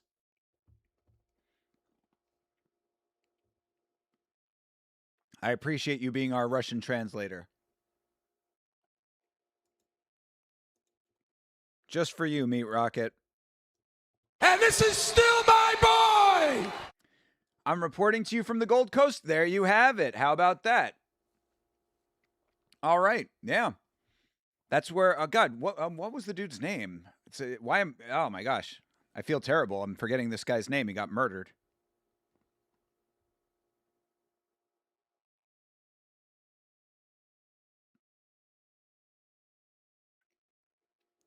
Let me find it real quick. I mean, I'll remember it after a while. My memory is starting to go, I'm telling you. Can you not search?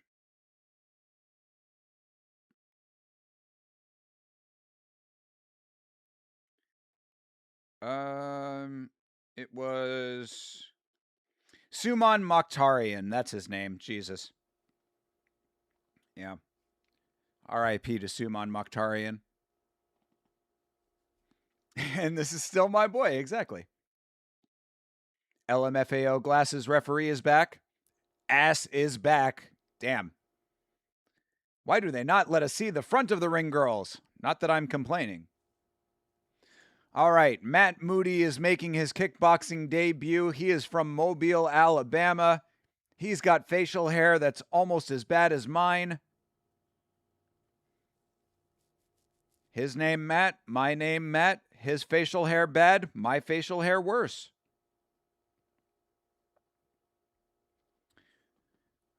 Which is the gold one? Is that the more tropical coast? Are they different in Australia? Is one tropical and one's not?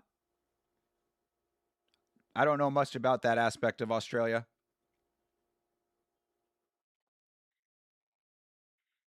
Justin Howard, he doesn't get a graphic. Or if he did, I didn't see it. So Justin Howard versus Matt Moody. Of course, this fight not on Tapology. Also, Cam Teague, who was on the Contender Series, was supposed to fight on this card. He pulled out, apparently. All right. Fight is underway. 3 5-minute rounds. Kickboxing. It is. I hate Australia because it's close to New Zealand, and that's where Navajo is from. Damn. I did not know that this hatred was that deep, bro. What is your hatred of city kickboxing? You can't even say it's because they're boring at this point. I mean, Navajo Sterling got a clean-ass beanbag on that card. What's the beef, brother? Is it because they're a bunch of... What?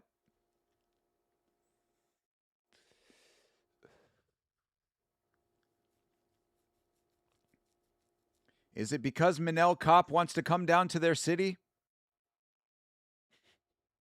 and find Kai Kara? Jesus. Moody loading up the shots like that one guy on the card tonight. Or yesterday, or today, rather, earlier today. Jesus Christ. The day is bleeding into itself. There's that one guy, it was the dude that, oh gosh, fucking, what fight was that? It's one of the Serbian guys. I like Izzy, I like Jan, and I like Yuri, therefore F them. Okay, all right. I mean, Izzy apparently is still cool with a lot of those guys. Still don't know what the whole story with that is. I know what the rumor is. What's the real story? Oof. Howard gets the left landed. Moody with a kick to the body.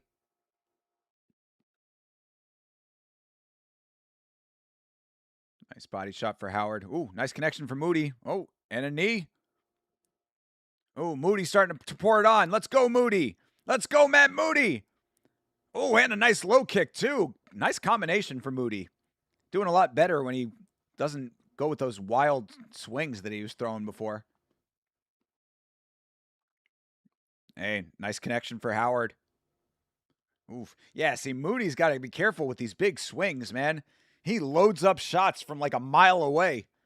Nice elbows, too. I thought elbows were... Isn't it elbows that are illegal in kickboxing?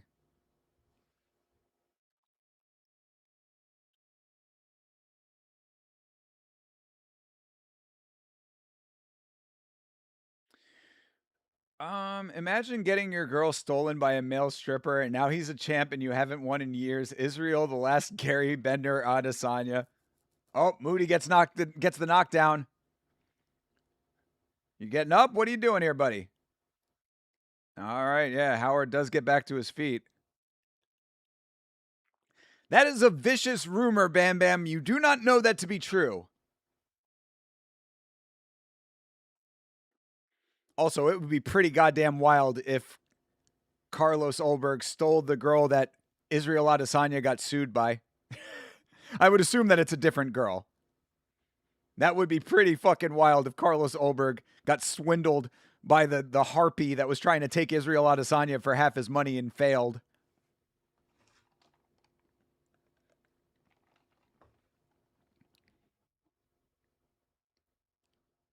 I thought this was kickboxing, but they were allowing elbows.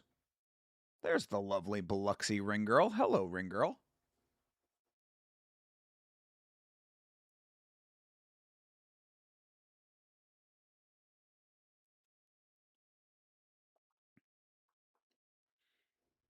Yeah, Moody with that great combination, and he got the sweep there as well, and then there's the shot that actually dropped him. Good round for Moody.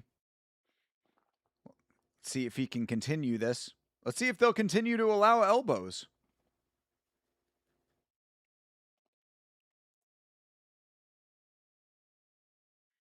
All right, Moody gesturing to the crowd over here. Brother, this is your debut. Don't get cocky. All right, oof. Howard getting aggressive to start this thing. Moody weathering the storm. Going for the tall man defense. Dipping the head back. Ooh, good connection for Moody.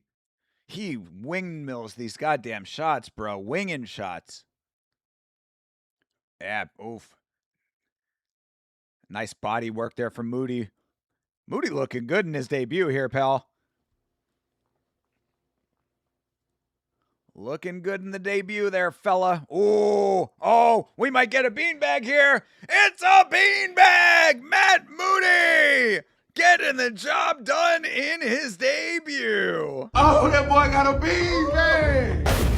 Ooh, that's a beanbag. That is a round 2 beanbag for Matt Moody in his debut. Shout out to him, man. He's a little bit wild. He needs to work on tightening up his technique a bit, but getting the job done nevertheless. Good shit.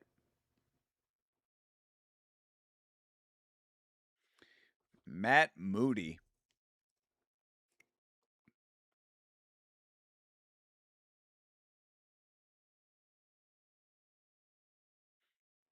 Good deal.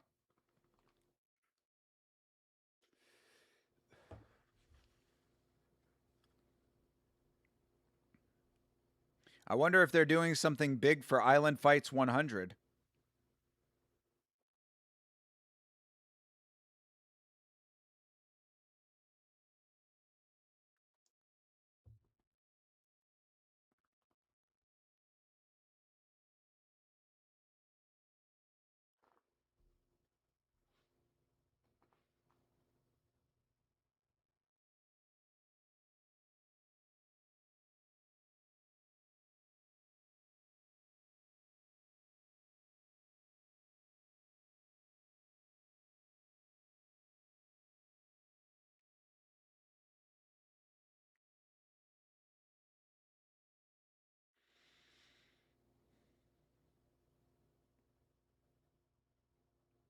Really having trouble getting this one glove off.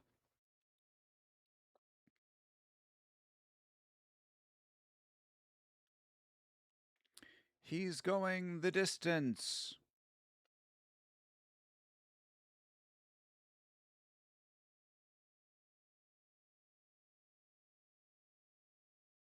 He still has the one glove on. They couldn't get it off. Looking like Art Jimerson in there.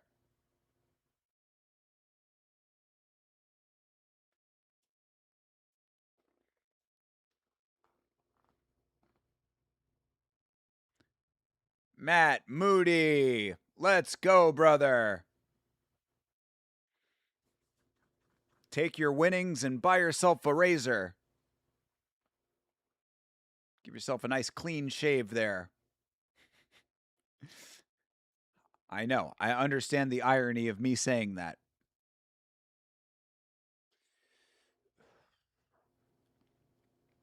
Island Fights 100 won't be at the White House with the president. Instead, it'll be at a Buc-ee's parking lot. I love it. I am down. Toby! Oh, look who graces us with his presence. W. When is your UFC Serbia fight night uploaded, bro? It's already uploaded. The watch along, it's uploaded, brother.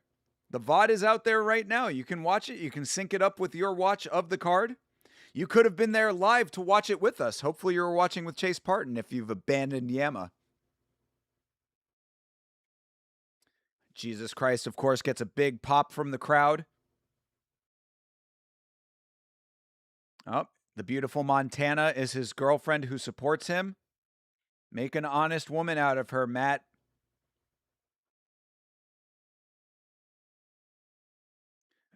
Moody's asking for it all. Let him have an opportunity, brother. You just got a TKO. This is just your debut, bro. Matt Moody wants it all. He wants more. All right, I respect it. Matt Moody is looking for the opportunity for bigger and better with his one glove still on. They call him One Glove Moody.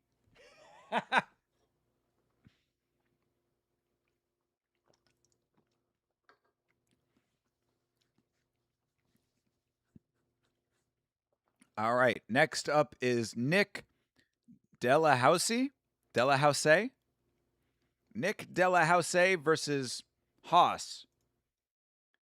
That's Jay Haas. Nick Delahoussaye. We'll have to see how that's pronounced. But Nick Delahoussaye versus Jay Haas. Yeah, Toby, the UFC Serbia VOD is on the channel right now, brother. You don't have to wait. And of course, you can hear our recap of all of the UFC action on Monday night for the podcast, last week's fights. Those are recorded live. You can be in the chat for those. So many opportunities to hang out with your boys here on Yama.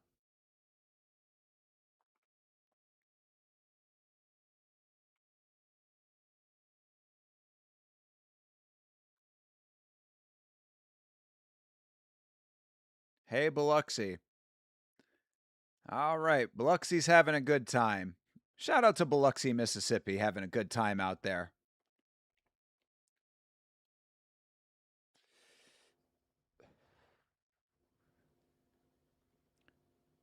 Oh, that fight was put together less than 20 hours ago, apparently. That's why it's not on Tapology. All right, fair enough. Shout out to Matt Moody. All right, Jay Haas is your first fighter to the ring.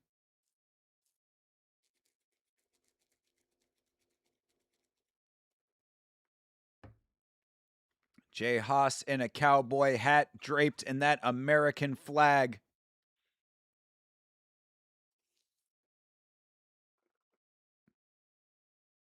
They're saying Jay Haas is no stranger to island fights. I think we might have seen him fight on the last card. Let's see here real quick while we're waiting for him to enter the ring. Oh,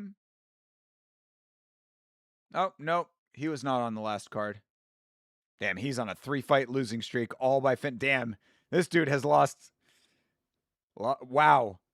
Holy shit. Oh my God. Every one of this dude's losses has been by finish. Wow. This dude. Jesus Christ, this dude is 16-21. 16-21. He's on a 3-fight losing streak. 2 by knockout, 1 by sub.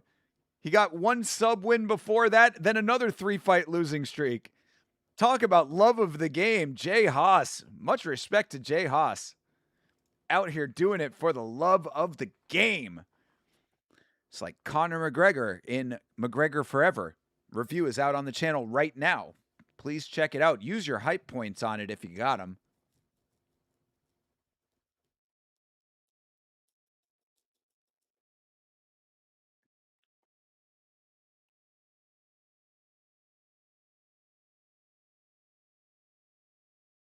Nick Delahoussaye.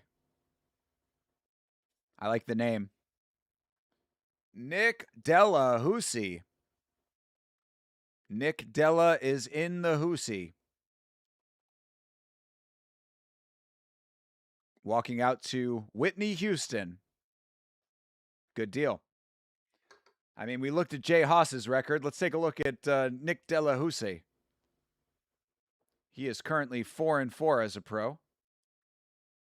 All of his, well, no, okay.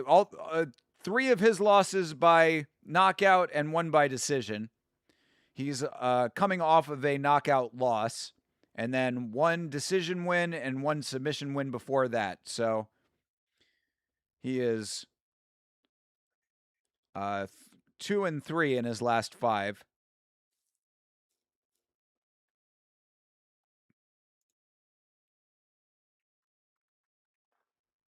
I mean, I guess we got to go with Delahoussaye over here. 16-21 for Jay Haas. What a legend. What a legend of the game. Jay Haas has "Still Here" tattooed on his chest, and I think that this is an apropos fighter to have that tattoo. Yes, everybody very happy to hear Whitney Houston playing for the walkout for Delahoussaye.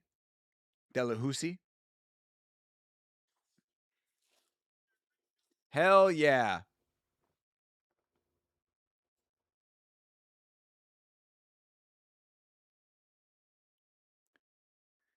See, they have a sponsor. Why is Sean Lynch Glass Windows and Doors not on the graphic with the black box in the middle?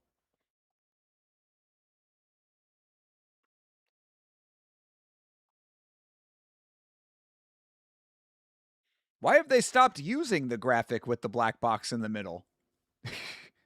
What happened to our graphic?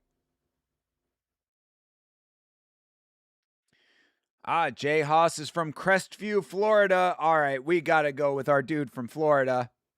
Come on, Jay Haas. Break the losing streak, brother.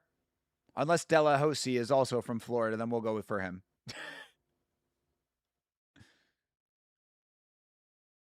What happened to our graphics? Oh, yep. Delahoussaye is from Ocean Springs, Mississippi. We got to go for the Florida boy. Got to go for Florida, man. Sounds like it might start raining out there. Pretty Boy is his nickname.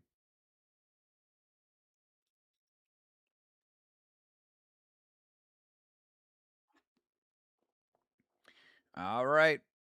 Delahoussaye versus Haas.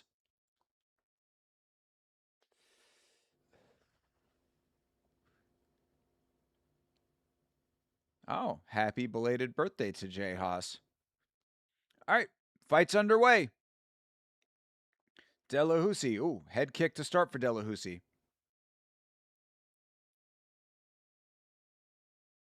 He's fighting naked? True, brother, exactly. You can't see those shorts. He's got the Bryce Mitchells going on.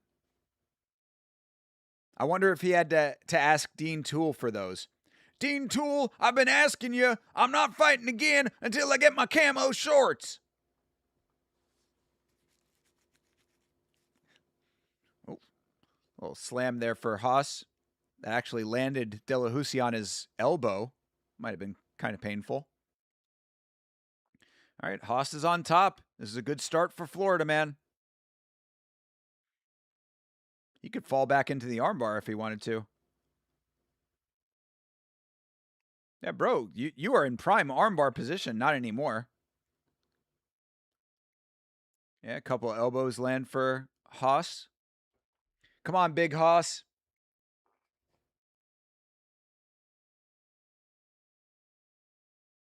All right.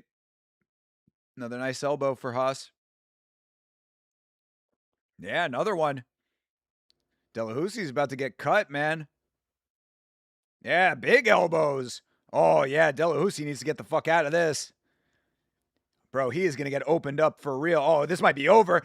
That's a beanbag. Florida man with the first round beanbag. Let's go. Jay Haas breaks the losing streak with a first round beanbag. Oh, that boy got a beanbag. Ooh, that's a beanbag. That is a beanbag for Mr. Crestview. Still here indeed. Yeah, pointing at the elbow. You see that? That means lights out, biatch. Thoughts on Medic? I mean, Medic doing what Medic does. I mean, you know, obviously I'll talk about it all in the podcast, of course, but yeah, I mean, am I surprised? I really don't have much to say about Medic. I have more thoughts on Daniel Rodriguez. Because I don't think being in Mexican jail is a good enough excuse for the way that he ended up not defending himself and not being aware that if you're going to try to stand and bang with Medic, that you're going to get knocked out. Anyway, I'm going to say all the things I'm going to say on the podcast, so I don't want to repeat myself. Podcast will be out on Monday night. You'll get my full thoughts, but that's suffice to say, that's what I really feel about it, is that there's not too much to say about Medic. There's a lot more to say about Daniel Rodriguez, I would say. Ooh, yeah, sounds like it's about to start raining out there. Getting a little night rain over here. Oh, Yamacat. Yamacat's a little fraidy cat. He does not like when it's raining. Bubba. It's okay, bud. It's just rain. Yeah, Yamacat gets all scared when it's raining. I feel terrible for him too, because it rains all the time in Florida. So I'm like, bro, you gotta get used to the rain, little man.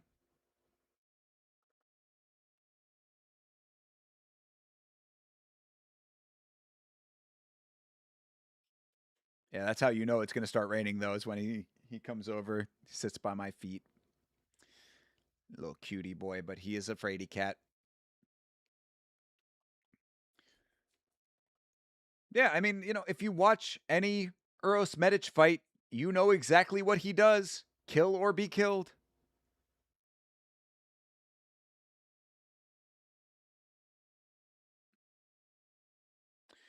Besides the easy money of him sleeping Jeff Neal and Salikov early, he's got to be top 10 now. Yeah. Yeah, absolutely. I mean, I'd be okay with that. He was fighting down, was he not? I think Rodriguez was 15 and he was 14. So yeah, let him jump up into the top 10. I'd be cool with that. Hey, Calm is back. Yeah, brother. I was thinking about you when I decided to do this. I was like, I hope Calm comes back because he was asking if I was doing a second stream today. D-Rod is just going to become another Kevin Holland having fun fights. It's not like he'll be in any serious title contention. He just needs to fight 6 times a year now. Yeah, I'm okay with that too. That's fine. I don't have any problem with that personally. If you're in it for the cash, if you're just trying to be in there, put on entertaining fights, get paid and go home, nothing wrong with that. I mean, I never really seriously considered D-Rod to be in any kind of title contention ever. But I just thought that he had I thought he was going to navigate that fight better, to be perfectly honest. He's going to fight for probation money? Nah, he's out of Mexico, brother. He don't need to be paying any probation money at this point. Can't be on probation if you left the country.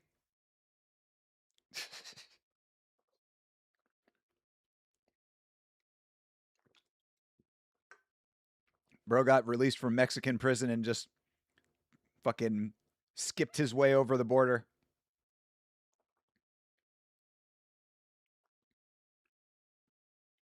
He hopscotched his way back into the States.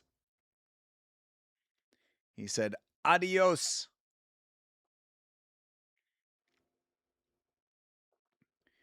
Glad to hear that. I've been watching the Roach versus Zepeda boxing card. How's the Island Fights card been? Yeah, I think Tyler Betts was asking about the boxing card. How's that been? Island Fights has been fine. We had a couple of really fun fights early on. We had like one kind of boring fight, but overall it's been pretty good. Yeah, I like Island Fights. Island Fights is a fun promotion. And it's also a local promotion for me, so I like to support the local regional scene out here if I can. Same reason I have been waiting to do Combat Night for a million years, but Combat Night is always conflicting with the UFC. Also, I think that they do pay-per-view for their cards, so we'll have to maybe figure that one out at some point. Left it to Mexico who don't fuck about lockup, yeah.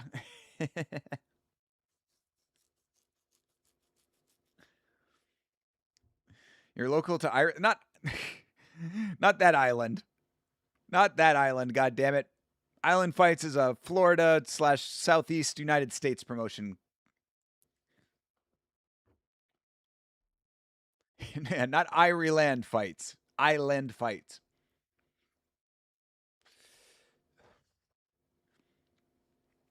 But yeah, Tyler was asking me if I was watching the boxing card, and I was like, nope, not me. I didn't even endeavor to try like Chase did. I just already knew. Ireland Fights needs to be its own promotion. True. They would have one event every 6 months.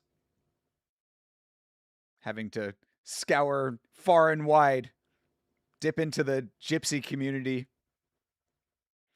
There apparently is like underground gypsy boxing still in Ireland. I don't know if they live stream it. I would assume not. But if they do, I would be down to I'd be down to watch that sometime. I think it's bare knuckle too. All right, our featured fight of the evening here. This is Cam Bennett. This fight is not on the card. Oh, no, it is. My bad. Yeah, they again switching up the bout order. Cam Bennett versus Shane Mistretta. Mistretta is 4-4. Cam Bennett is 3-1. They fluked Connor and Ian Gary. They're okay. Yeah, you know, still a somewhat developing country when it comes to the sport, perhaps. Even though they did have one of the best of all time in Conor McGregor and possibly in Ian Gary. We'll see if he can beat Islam Makhachev. But hey, look. Let's, you know, we always talk about Conor McGregor, Conor this, Conor that, Ian Gary this, Ian Gary that. Let it never be forgotten. Let's not forget my girl, Shauna Bannon. Shout out to Shauna. That's my lady. Oh, we got the graphic back. I could see a Yama logo right there in that black box.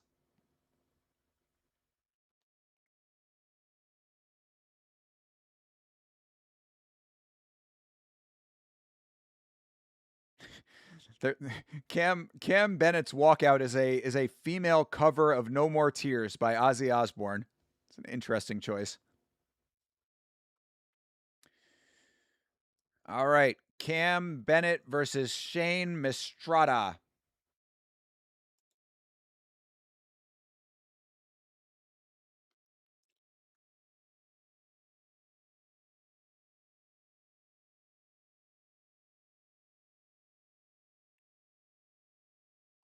What are you laughing at? You laughing at my girl, Mama B? You better not be.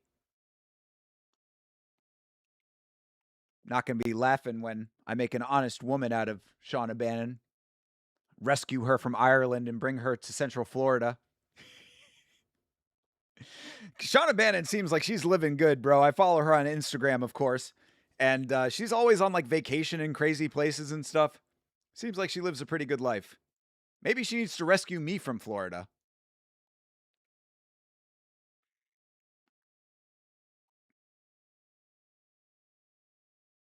Ah, all right. Shane Mistrata is also a Florida man. He's fighting out of Port St. Lucie. This ref's glasses are a crime. He has the LMFAO glasses. Bro looks like he's straight out of the Party Rockers Anthem video. Refereeing in the house tonight. Everybody just have a good fight. Oh, Cam is also out of Florida. What part of Florida is he from? We got two Florida men on this one. Cam is out of Pensacola. All right, Port St. Lucie is closer to me. We're going with Mistrata. Mistrata's 4-4. He needs the win. And yeah, Lachlan, you are not kidding. Those glasses are certainly something. They are quite a statement. All right, Mistrata. Get the job done, brother. Do it for Port St. Lucie.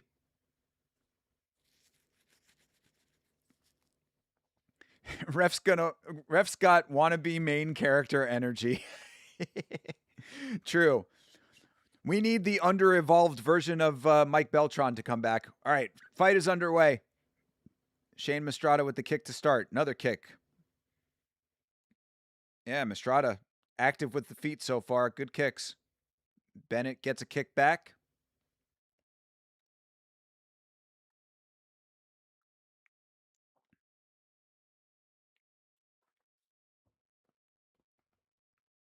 All right. Cam Bennett has the clinch here against the ropes.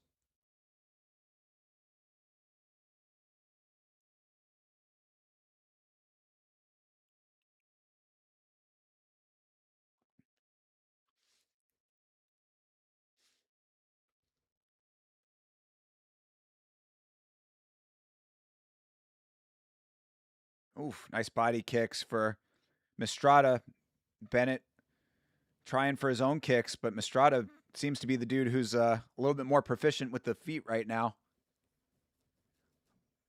Kicks on point. Anybody want to throw hands in this fight? There you go. And Mistrata finally throws a left out there. Whole lot of kicks between these two Floridians. All right, right hand lands for Mistretta.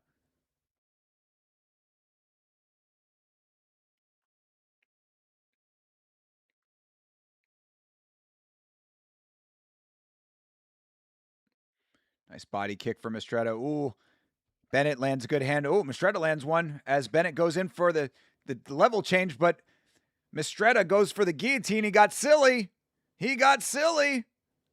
Oh, we've got a legitimate guillotine over here.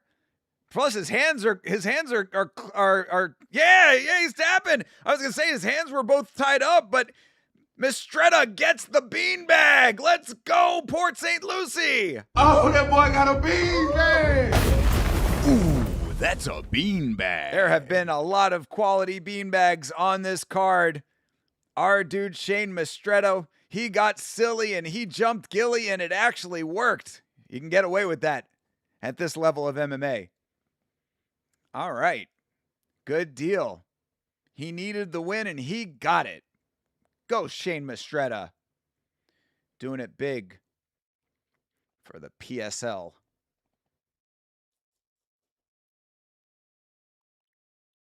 Yeah, very nice.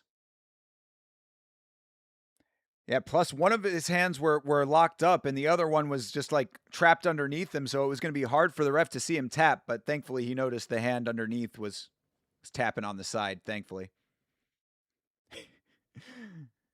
Jason Herzog would have stopped that after the first tap.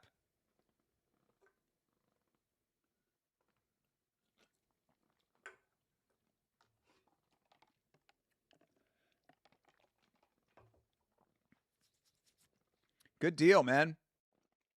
Shout out to Shane.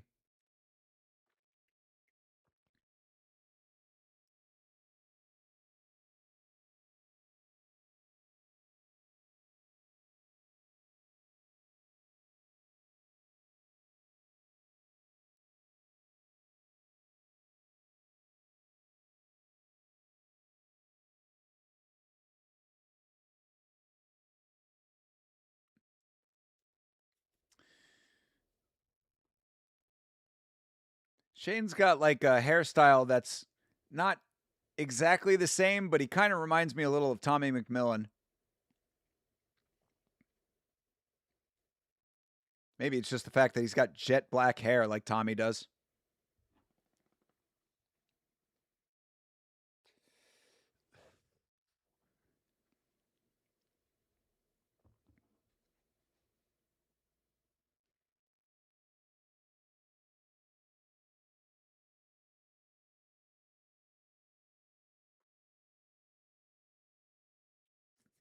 All right, Shane Mistretta gets the submission win. He advances to 5-4. Port St. Lucie gets themselves a dub.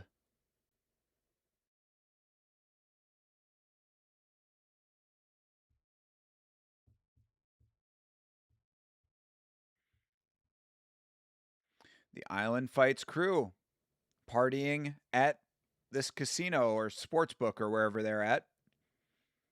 They have the fights there and they have the after party there. Keeping it simple. Jesus Christ, getting another shout out and another big pop from the crowd. A lot of religious fighters in Biloxi, Mississippi.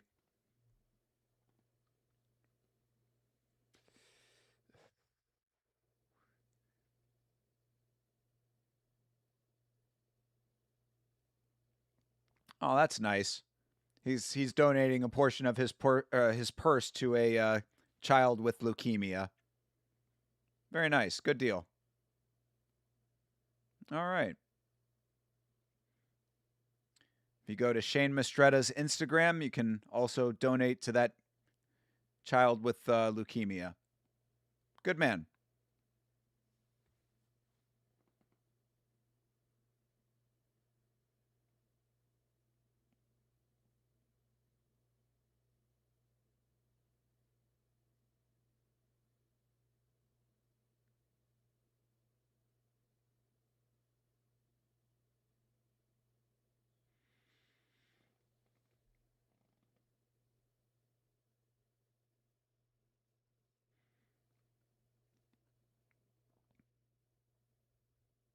He went all the way to Utah to fight. I appreciate it. I mean, he's traveling the country to fight. I like Shane Mistretta. Good representative of the great state of Florida here. Seems like an all right guy. Donating a portion of his purse to a child with leukemia. Traveling the country trying to fight the best. I appreciate it. Okay, this is the co-main event of the evening coming up. Day McIntosh versus Hunter James. Hunter James, 3-1-1. Day McIntosh, 5-2. Day McIntosh is from the United States. Oh, they have Colorado Springs. I guess he's fighting out of Colorado Springs. And Hunter James is from Louisiana. Just somewhere in Louisiana. All right. Let's see what we got in this co-main event. Island Fights has flown by. It's been a fun card. A lot of good quality finishes on this card. I have been enjoying it.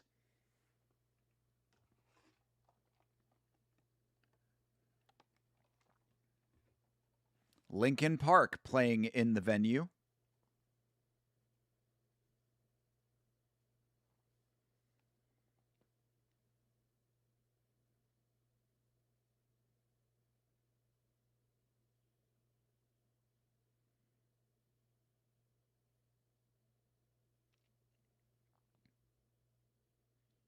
Oh, yeah, they're at a casino, and the after party is in the sports book. Okay. Good deal. Actually, does seem like a pretty filled out venue for a card of this size.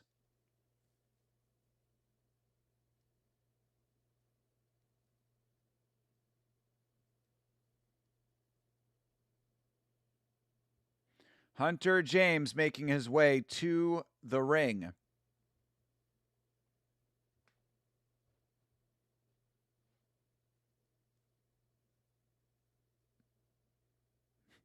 There you go. Commentary saying what I was just saying. He's wearing a jersey. Whose jersey is he wearing? Is he wearing a UFC Serbia jersey? That'd be kind of funny. It says unashamed on the back of it. What does that mean? I would have liked to have seen the front of it. I don't know. I wonder what that's in reference to. It's an interesting word to be on the back of a jersey. I didn't think that you were ashamed. Thank you for confirming that you aren't.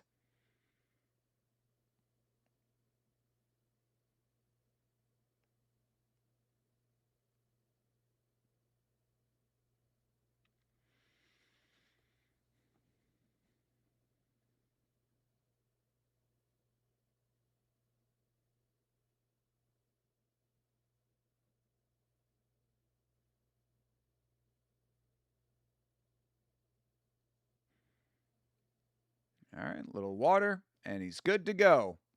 All right, get on in there, Hunter.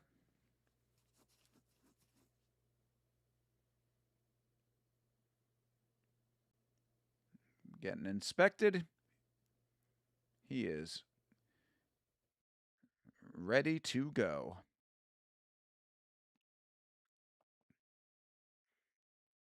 Little prayer, and he's in there. All right. Good deal.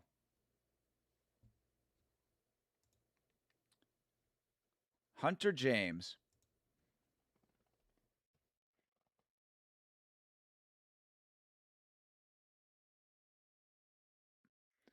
Day McIntosh, our other competitor in this co-main event.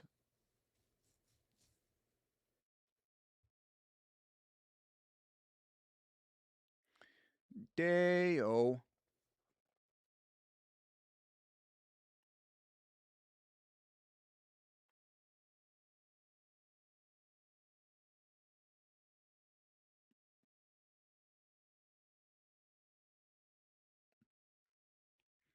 Yeah. They're asking everybody to like and subscribe to their stream, so I will also do the same. Make sure to like the stream, guys. Helps out a lot. It's the homie thing to do.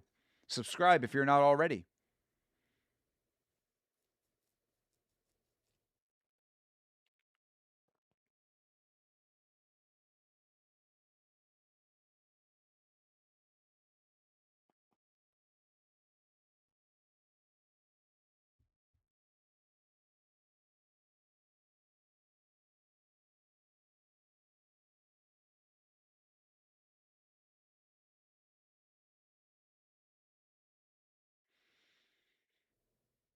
All right. Macintosh making his way. Off he goes. All right. Day Macintosh 5-2. Hunter James 3-1. Macintosh is 28. Hunter James is 25.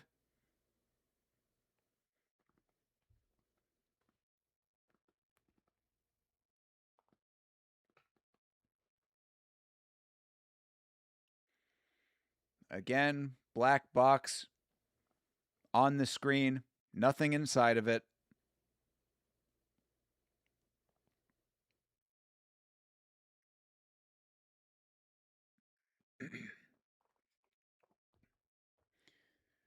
Just ice serve. They could have had their logo on the graphic. There we go. Finally taking a look at the ring girl. Again, not getting to see the front of her, though.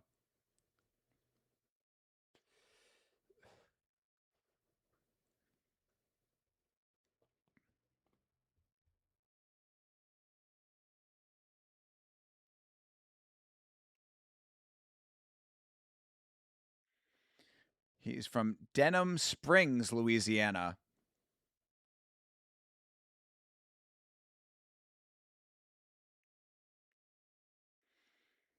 He's the Bayou Brawler. I like the nickname.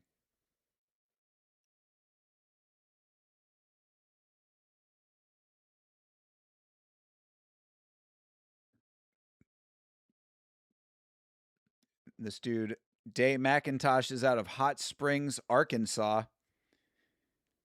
Out there in Bryce Mitchell country.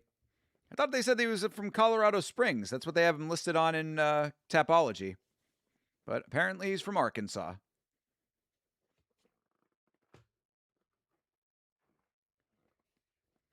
All right. Getting this fight underway here. Here we go. Fight is underway indeed. All right. McIntosh and James. All right. James off to the start here with some kicks.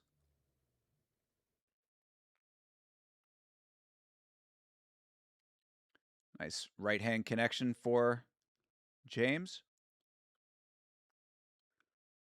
Ooh, good connections for James now. All right, James staying with the kicks, but the hands are going too. Ooh, McIntosh getting touched, brother. You got to get yourself active here. All right. Ooh. McIntosh trying to get himself into this fight a little bit. James just keeping consistent with these strikes. Feels like McIntosh might have got caught a little off guard. Brother, you're in a fist fight here. Another nice leg kick for James.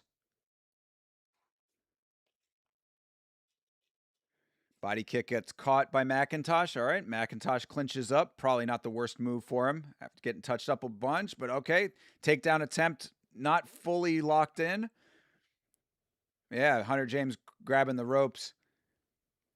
Yeah, apparently you're not supposed to do that, but of course the referee doesn't say anything about it. Referee learning from the best, apparently. It's just legal. It's all legal. How many fights are left? This is the co-main event. So one more fight after this, I would assume. Unless they're pulling an RWS and they have the banger fight after the main event. But I would suspect not. So yes, coming up should be our Peruvian fighter, a.k.a. Carlos. Ooh, nice left hand for McIntosh. How's this event been? It's been good. It's been good. I've been enjoying it. A lot of finishes. Yeah, it's been a good one. Oh, Hunter James going for a question mark kick. Yeah, all right. McIntosh goes up top with a kick. Yeah, there have been some good finishes on this card. This is definitely the better of the two Island Fights cards that we've watched. Pacing's been good. Yeah, I'm giving high marks to this Island Fights card tonight.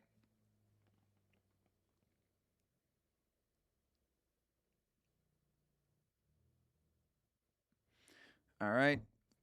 James clinching up now. See if he goes for another takedown.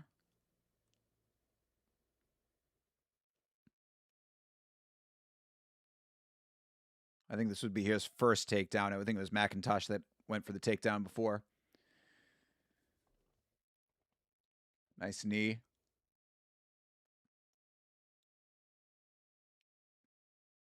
All right. James backs McIntosh into the corner here. Landing knees to the legs. McIntosh really not trying to get himself out of the corner right now. A little bit of a stalemate, it looks like.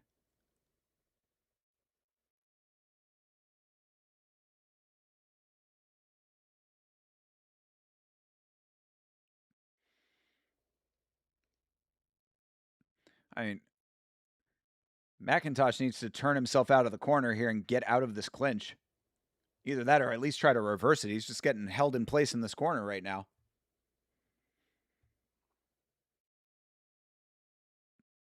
There's a nice elbow attempt for McIntosh.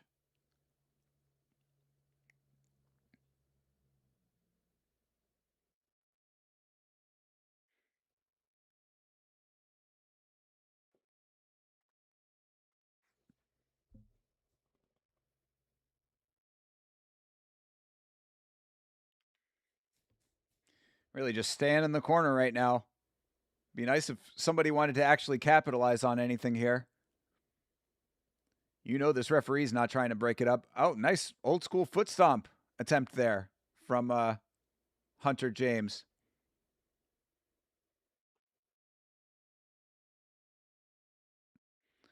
James just pushes him right back into the corner.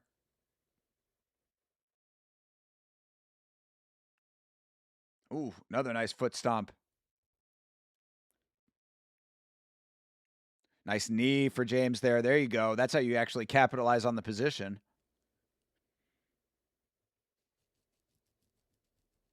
Ooh, big elbow and spinning back elbow for James as they come out of the corner. All right, for a good first round, I guess. I mean, a lot of corner clinching in that one, but yeah. Close round-ish. I would say that James won that round.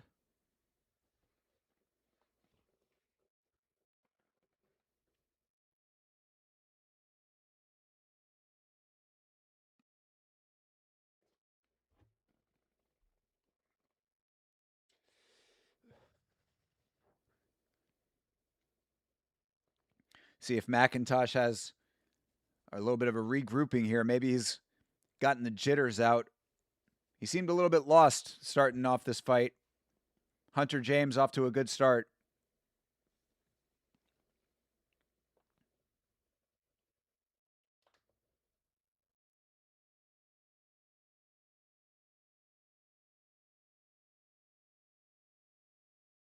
All right, round number 2 about to start here. All right, round 2 is underway. Leg kicks to start for Hunter James. James feinting. A little bit too active with the feint, I would say.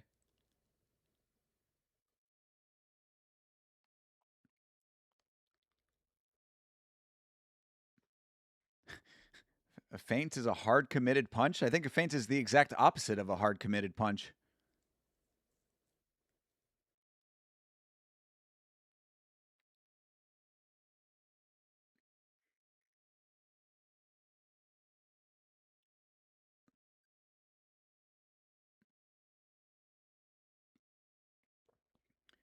Ooh, nice elbow on the entry there for James. James looks like he's bleeding a little bit out the nose, but I don't know what actually touched him.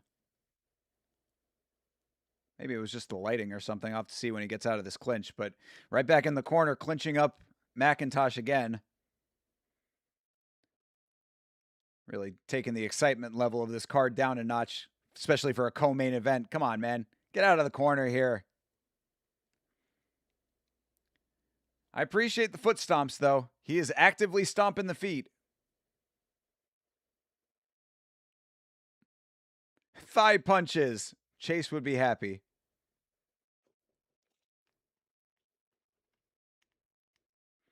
Damn, he really is working the feet. Just stomping the fuck out of this guy's feet. Bro's foot's going to look like Alexander Rakic's by the end of this.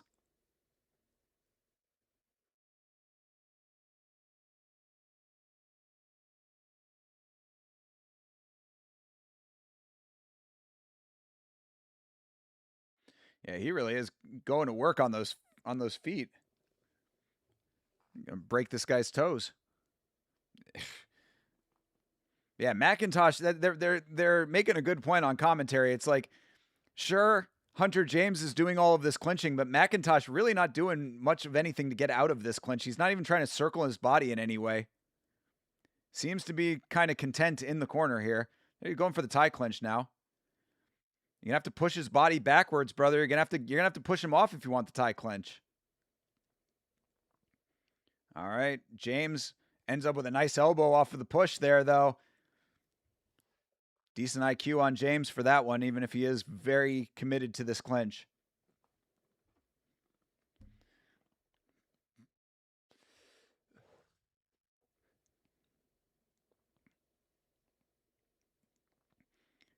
I mean, McIntosh is throwing this fight away, just staying in the corner. Bro, you got to get yourself out of this corner here. There you go. Push your body out. Very nice. He reverses and he puts James back into the same corner he was just standing in. But James not letting it happen. He's wise to it. All right. Hunter James still on the outside.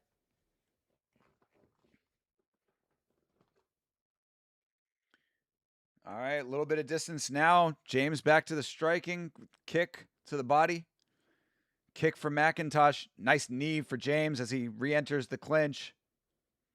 I wish he would just go for a little bit more sustained striking here, bro. I mean, sure, you're winning this fight with like minimal effort, but not exactly the most exciting thing to watch. I think it was a wise man named CTE who once said, "Oh, well, look at McIntosh getting silly. He's getting silly. Pulled guard." Pulled guard, yeah, but James not letting that happen. All right, they end up on the ground now. McIntosh got silly with the ghillie, ends up on his back. James clear of any danger. But I was saying, a wise man named CTE once said that I like entertainment in my entertainment. That really resonated with me. All right. Let's see if either one of these guys can do anything in this position. McIntosh just body locking him right now. Has the legs locked up in guard. And James just content to be in this position. I mean, he's winning this fight outright. 10 seconds.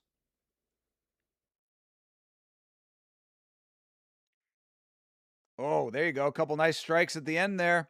All right. Hunter James up 2 rounds now. McIntosh not looking good in this fight. Certainly not looking good for him in this fight, I guess I should say. But yeah. I mean, you know, James could really stand to be a little bit more active outside of the clinch, but when McIntosh really isn't doing too much of his own offense, take the easy dub, I guess.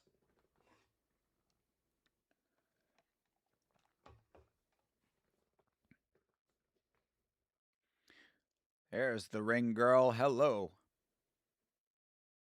Ring baddie of Biloxi.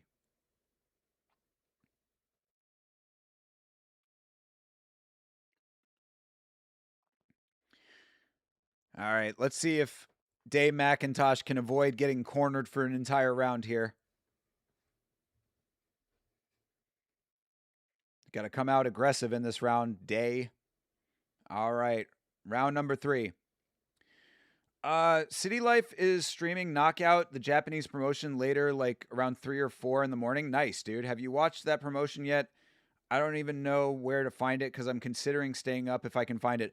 I believe you have to have YouNext for that, I think. But I have not seen that promotion. But if you're going to stay up for it, if you can find it, I would recommend it because Knockout is, they have a lot of, it lives up to its name. There's a lot of good finishes in Knockout. So yeah, if shout out to City Life, of course.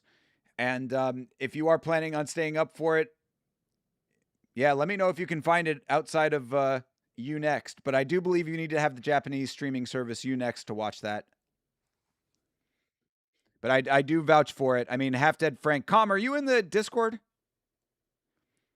If you're not in the Discord, you should join the Discord. Our buddy Half Dead Frank, who you've seen in the chat before, I'm sure, he's always posting finishes, like clips of finishes in the Discord, and a number of good ones have come from that Knockout promotion.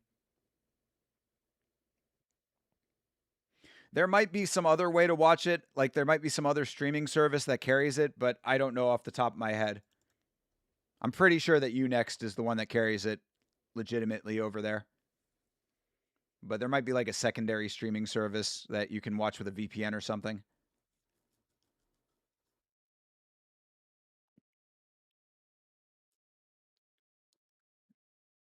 All right, they are out at range now. See if we can have any sustained striking in this fight. McIntosh just letting himself get backed up again, dude. Jeez, bro. James walking away with this dub right now pretty easily. All right, McIntosh gets on the outside of the clinch, but you are so far down, brother. You really need to strike. You really need to be striking right now. Yeah, the commentary is saying the same thing. You should not be staying in this clinch. You should break off, bro. There you go. Strike, bro. It's the kind of fight that makes you wonder why it's the main event. Or excuse me, the co-main event, rather. There's a nice knee to the body for McIntosh. Good strikes up top. Oh, flying knee for Hunter James. Very nice. Didn't get all of it, but still a good attempt. Most of these Japanese or Korean promotions have memberships on their YouTube now, which I can't be buying every membership. I understand that entirely. That's why generally I pick a promotion and I'll buy the membership for one event basically, and then I just instantly cancel it. So essentially it's like paying the membership price for one event. So you know, you're paying like whatever it is, I think like $11 or $12. We did it for Deep last time. But yeah, check for Knockout on YouTube. In fact, I will check for Knockout on YouTube after this fight is over. I mean, to be perfectly honest, there's not really that much going on in this fight, so I could check right now, but we've got under 2 minutes left, so I'll check afterwards. Or you can check, Com, and let me know.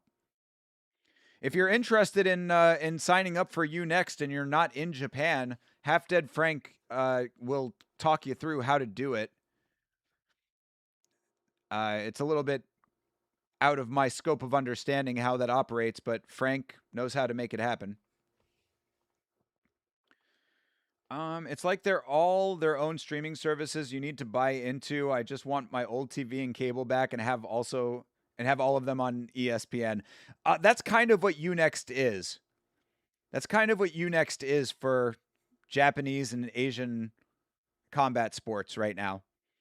Because I know that Deep, Jules, I think Knockout, and I want to say like maybe 1 or 2 other promotions are on YouNext. Oh! Hunter James drops him after nothing in this fight. Could we actually get a beanbag? You gotta be kidding me. I thought we were sailing our way to the surest of decisions. Oh, but Day ties him up. Oh, we are being denied a beanbag right now. Oh, this is going to end up being a no stairway situation, I'm pretty sure. But yeah, I mean, as if Hunter James needed to do anything else, man. He was already very handily winning this fight. Ends up getting the head kick to drop Day McIntosh. Very nice. Putting the stamp on it, as I say. And that'll be the bell. So, yes, unfortunately, that was a no stairway. No stairway. Denied. Still a good performance for James, even if he was very comfortable clinching. I mean, really, that's on Day McIntosh to get out of the clinch, dude. You can't just allow yourself to be clinched for two entire rounds, basically.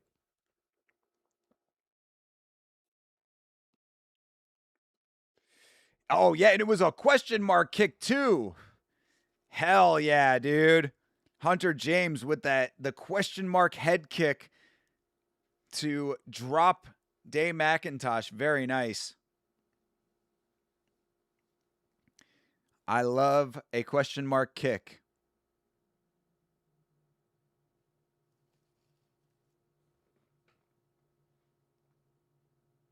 Why are they both in the same corner? I guess Dave McIntosh was just coming over to say hello.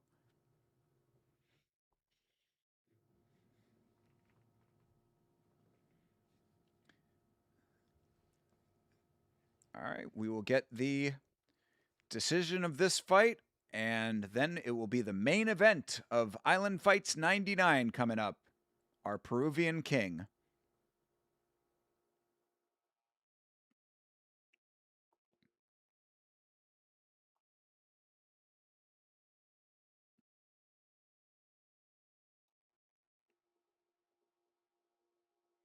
God, people have been having a lot of trouble with the tape tonight, getting gloves off. Yeah, the bro got the scissors out now.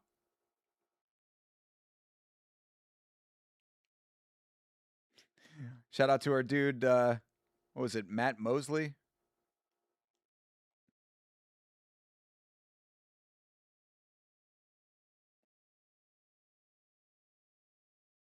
Couldn't get the gloves off. He had to go to the decision with one glove on.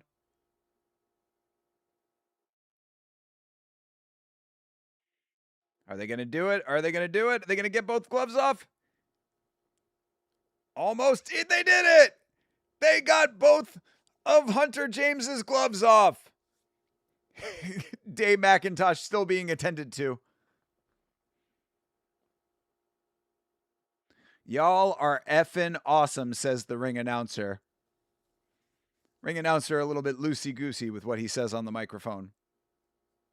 He didn't actually swear, but, you know, he goes the extra mile, this ring announcer. He always gives, like, little venue announcements and hyping up the crowd.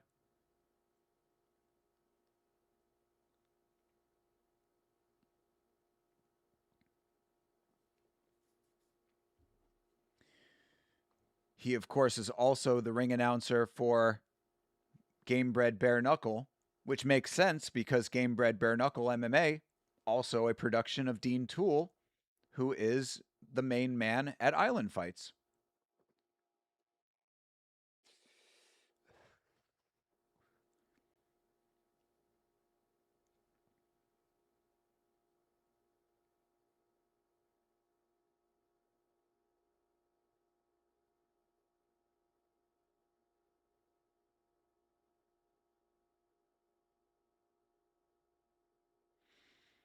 All right, big round of applause for that fight.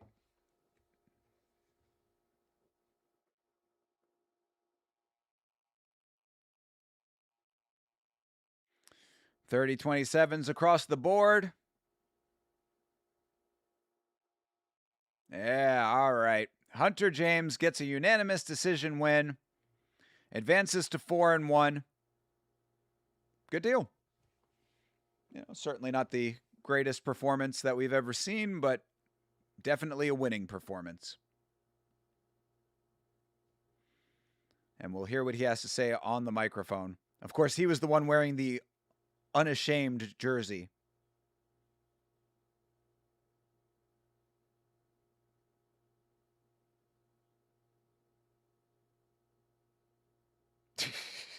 Another fighter glorifying his Savior, Jesus Christ, his Lord and Savior, getting the glory.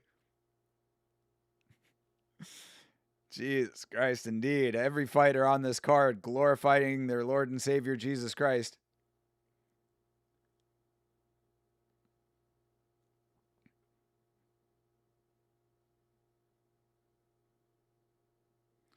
All glory to him.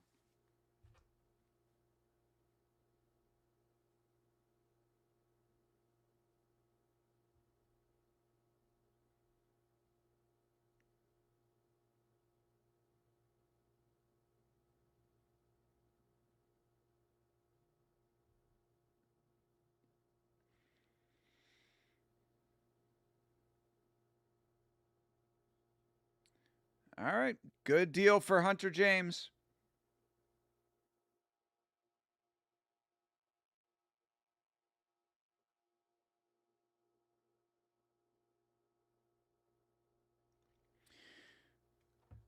You don't even know how to throw a jab? Well, Carlos, you better learn real quick. You're coming up next, bro. That's right. Our main event of the evening. Marlon Gonzalez from Peru. He's fighting Blake Anthony from Los Estados Unidos. Blake Anthony is from Mobile, Alabama. And our dude, Marlon Gonzalez, is from Lima, Peru.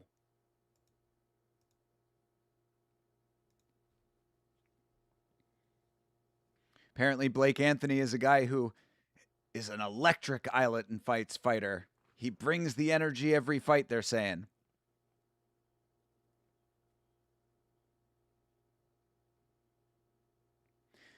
He radiates aura, says the commentary. This can be a tough fight for our Peruvian here. You got your work cut out for you, Carlos.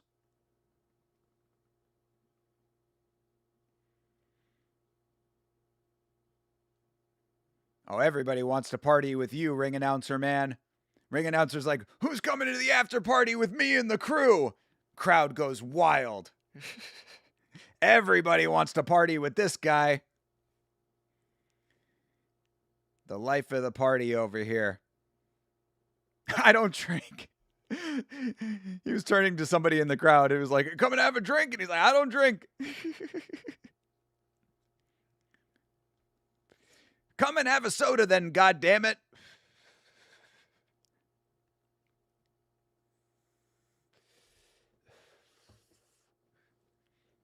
I guess it was appropriate that I was listening to that T.D. Jakes motivational sermon before this card started, since all of these fighters are so religious. I was checking Marlon's social media. He looks like a Peruvian who traveled to the U.S. as a kid and made his life there. Okay, gotcha. A person of Peruvian descent, they would say. Peruvian background. Marlon. Fair enough. Peruvian by roots. Let's see where they announce him as fighting out of. Lives by the sword and dies by the sword, like all good Peruvians.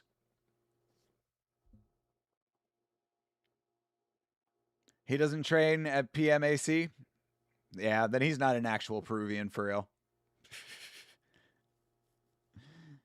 Yeah, bros, he's making his walk in a polo shirt they're talking about.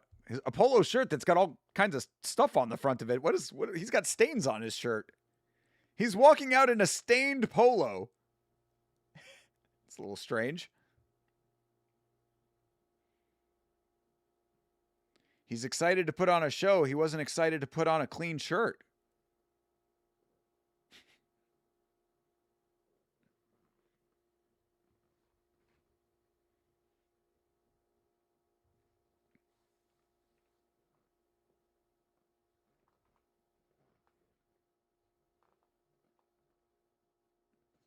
They're saying he has almost 3 times as many fights as his... Goddamn, 15-8-2. Jesus Christ. 15-8-2 for Marlon Gonzalez. Oh, my Lord. This is crazy. His last fight was overturned to a no contest. Oh, did we see him fight in Tough Enough?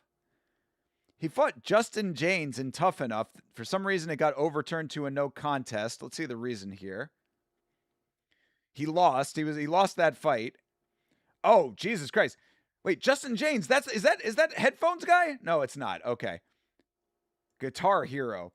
But yeah, I think we might have seen that fight. Tough Enough 149. So yeah, he fought Justin James at Tough Enough. He lost that fight, but it got overturned because Justin James tested positive for cocaine metabolites. He has lost 5 of his fights before that. Wow. So he's technically on a 6-fight losing streak right now. That's wild. That's a crazy story. So he lost to Justin James in Tough Enough, but Justin James got popped for the old cocaina. Justin James got caught on the slopes, and the fight was overturned. Cocaine, a banned substance. Oh, that's funny. Yeah. Our dude Blake over here. This is, of course, Blake Anthony. No relation to Casey. All right, Blake Anthony is 6-0 against the 16-8 Marlon Gonzalez. Gonzalez is 35. Oh, brother. Talk about love of the game. 6-0 for Blake Anthony, and he is 28 years old. He looks a little bit like Brian Ortega in the face, Blake Anthony. Mucho Pablo Escobar no bueno. Sí. Es verdad. Verdad. Hermano, verdad. God, I even stutter in Spanish. Dark-skinned Brian Ortega. You see it too, right, Com?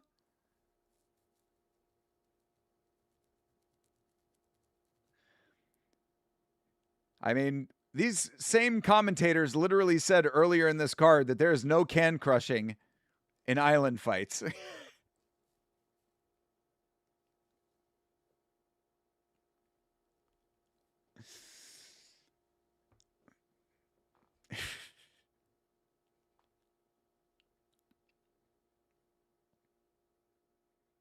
All right, it is time for the main event. Let's see if we can close this thing out with a nice beanbag, probably from Blake Anthony. I feel bad for our Peruvian over here. Shout out to the almost 900 people watching the Island Fight stream right now. If he loses, he's American. If he wins, he's Peruvian. Got you. Fair enough. I'll allow it. Nah, bro. If he loses, we don't claim him either. He has to have the little gray flag graphic like the UFC uses. You know? The little gray graphic when they don't want to show the flag. He doesn't get to rep either country. I like their criteria for ring girls they don't miss. Dude, yeah, you are not wrong about that. Ring girls got a lot in the back. Big backyards. So much so that they don't really show the ring girls' faces all that much. They don't do a great job of highlighting the ring girls, but the one thing they do highlight, it's in the back. I mean, he's representing Lima, Peru on the graphic. Oh, they're booing our guy, dude. They're booing Marlon. Damn, they're booing him. Is it because he's Peruvian? Racist.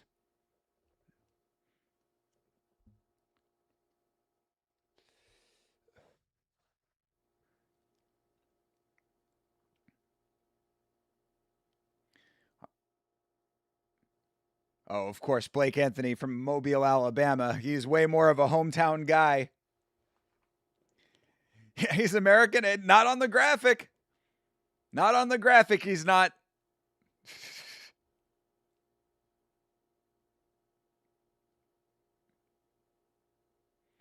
Blake Anthony over here. Did I call him Blake Grice? That's the referee. Blake Anthony is what is this guy's name?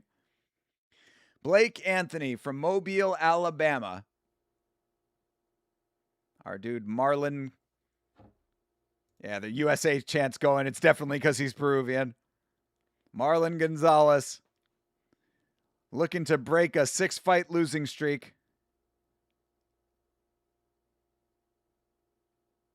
All right, ref. Ref with the pregnant pause. Yo, was it Lachlan who was saying this guy's got main character energy? Yeah, you ain't lying. Referee getting his little time in the spotlight there. Him and his fucking LMFAO glasses. All right. Cut the bullshit. Let's get this fight going. It's underway now. Blake Anthony and Marlon Gonzalez has started. Our main event of the evening. All right, Blake Anthony working the hands. Just kind of shadow dancing a little bit.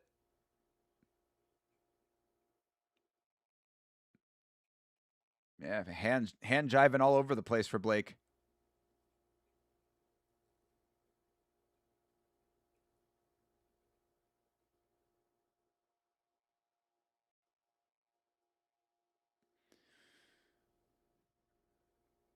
Yeah, Blake is, they're definitely right on commentary. Blake is a little bit twitchy, probably on purpose. Catches the kick. Oh, lands a kick of his own.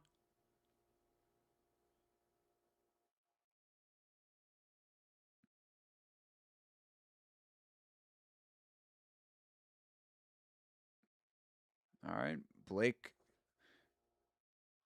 waiting for the offense. Our dude Marlon over here pivoting the hips. CP Smalls is here. Mr. Chase Parton himself. I'm here. How did I miss Dana having 99 fight islands before I noticed? This is not Dana's promotion, brother. This is Dean Toole's promotion. But yes, this is Island Fights 99. I was saying that I wonder if they're going to do something special for 100. Kind of missed a good card, though. There's been a lot of finishes on this card. Let's see if we get another one here. As our dude, Marlon Gonzalez, who is on a 6-fight losing streak right now. That dude's wearing a skirt. You're not wrong. He's wearing one of those boxing skirts. He's got a man skirt on.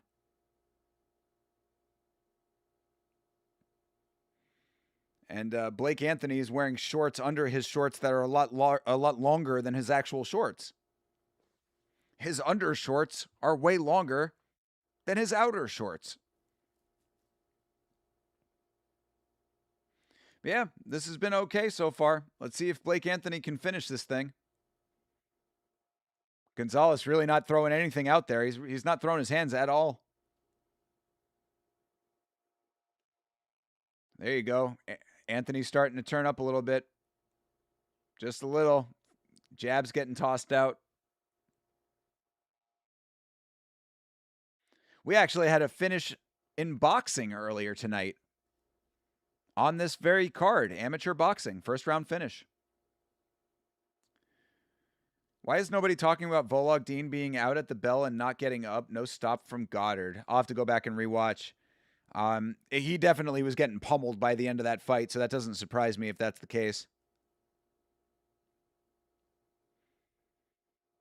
Yeah, I was saying that Goddard could have stopped that fight if he wanted to earlier than allowing it to go to the final horn.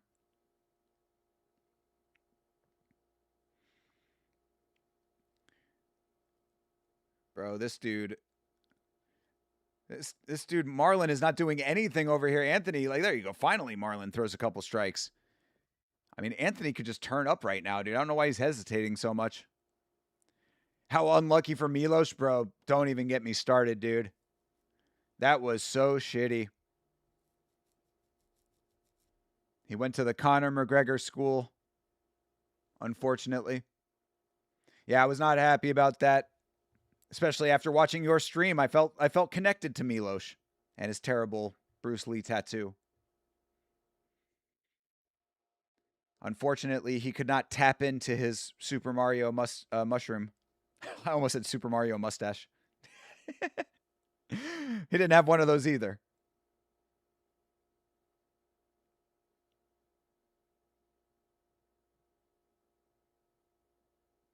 Ooh, nice spinning kick to the body for Blake. Ooh, there you go. Finally turning up. 35 seconds left. Yeah, Blake. I mean, Marlon jawing at him a little bit, but Marlon's still not throwing his hands. There you go. Blake's starting to feel himself. He's emoting now. But you actually have to be dominating a fight to even consider emoting.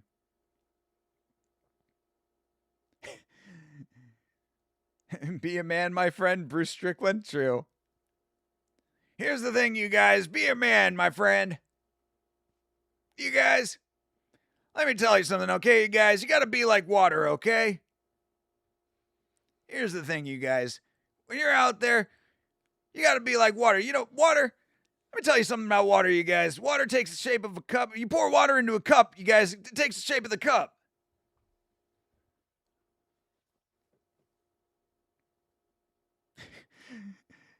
Exactly. You pour water into a cup, it takes the shape of a cup. You know what water does not take the shape of?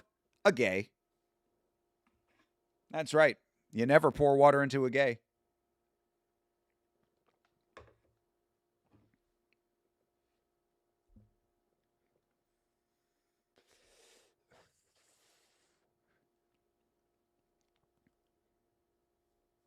Be like water and don't have fun at brand risk.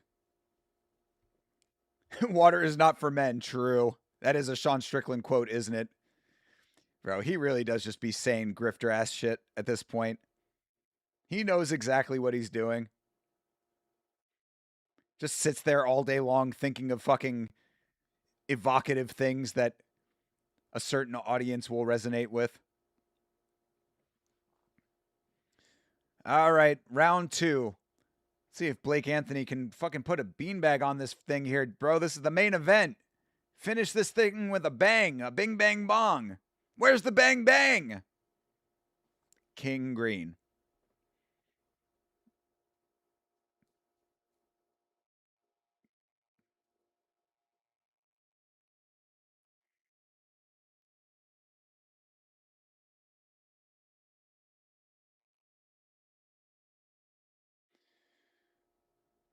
All right. A little hand jiving again for Anthony. Playing patty cake, but trying to follow up with some shots afterwards. Oh my God, Marlon backed into the corner. Oh, jump knee. Why'd you let up? Why did you let up, Blake? This dude, Marlon Gonzalez, is literally out here Felicia Spencering right now. He's just taking shots, not putting anything out. Couple short jabs. Just to make it seem like he's actually fighting. This dude, Marlon Gonzalez, is making losing fights his profession right now. Marlon did not go for a takedown. Don't lie to the people, commentary. He might have level changed for a second, but he was not attempting a takedown.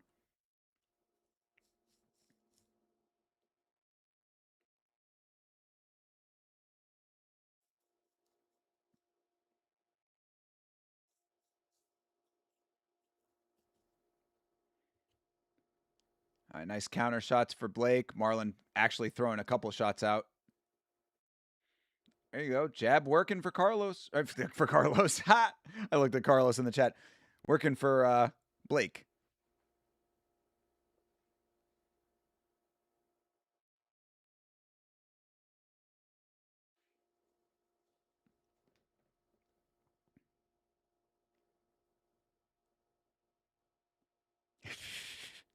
That's right, Carlos. You need to start turning up in this fight, brother.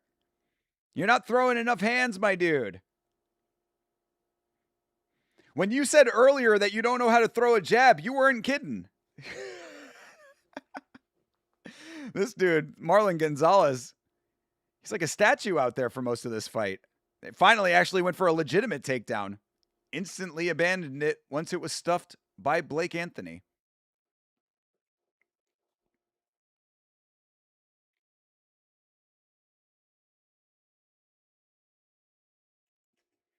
All right, there's a couple of shots for Blake. I mean, Blake could really, if he just put on a sustained combination, he could finish this fight. I really don't know why he is not just kind of throwing caution to the wind at this point. There's really nothing. There's nothing coming back at him that should give him any pause about finishing this fight. He's jawing at him. He's emoting. And just keeps pumping a consistent jab. I don't know if you have enough power in your hands to drop him with a jab, brother. You need to actually put together some hooks in sequence. How about a nice 1-2?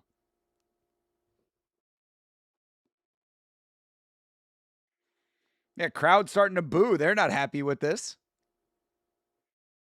Like, do something, dude. Come on.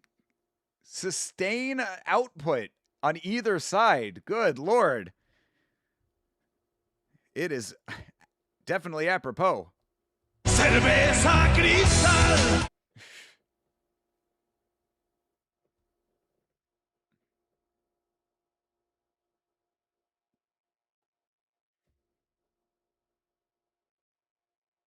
All right, there's a head kick for Blake.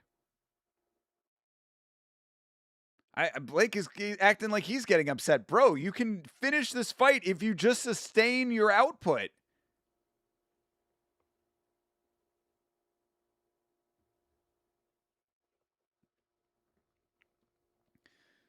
Oh my goodness. I cannot believe we have another round of this. This has been a glorified shadow dance.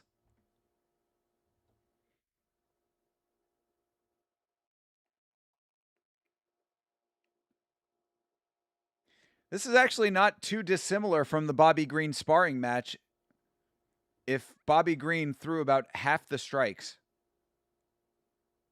Maybe like a quarter of the strikes. And kicked a little.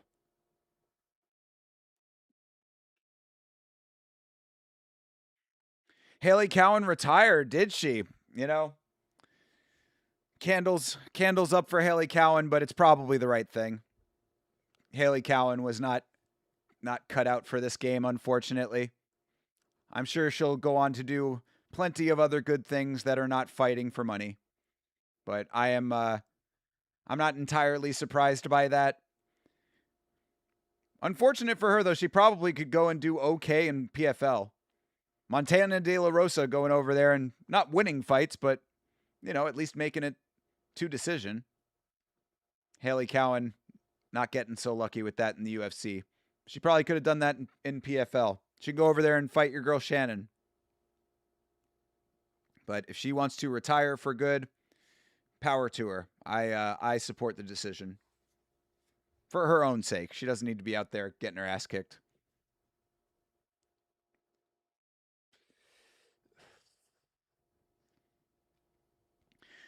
All right, round 3 of this thing.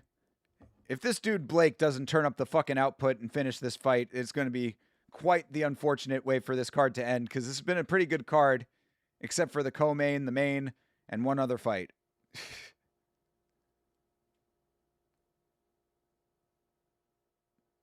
I mean, co-main was okay at times, but there was that one. Oh, he points to the ground. Okay, you want to stand and bang? Let's fucking do it. All right, go. Do it then.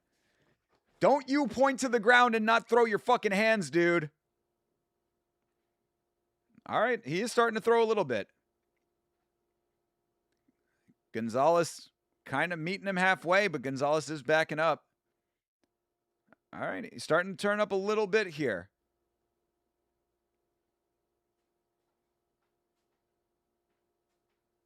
I mean, you gotta be more active than this, dude. He's still just throwing out like 1 and 2. Like, you could put together like, there you go. All right, there's some sustained striking in the corner. But you have him backed into a corner. Yes, finish this fight. All right, Gonzalez circles out.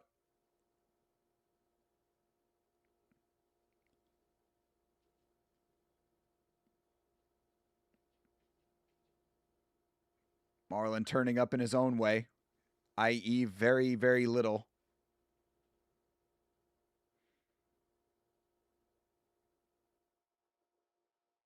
Oh, all right. Marlon goes for the takedown. Good sprawl from Blake. But Marlon committing to it, clinching him up now.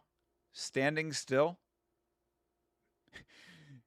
As in also standing for a longer amount of time and also standing in one spot. Double entendre.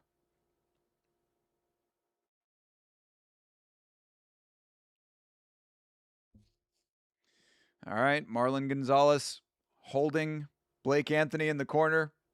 We still have over 3 minutes in this round.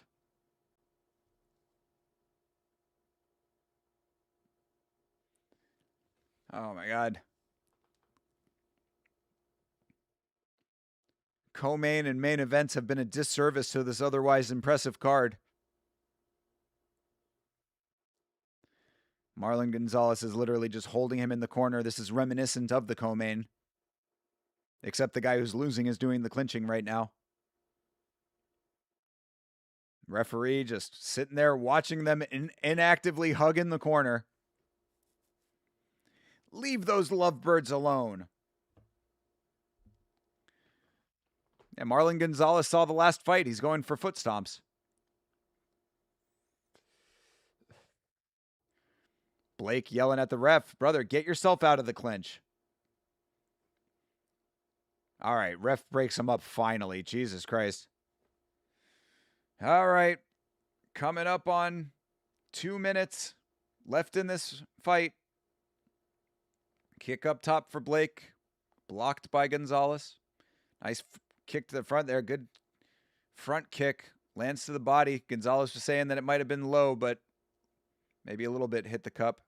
Either way, Blake's still just picking single shots over here. Bro, combination, please. What is his back tattoo? Does he have like a Mac Miller back tattoo?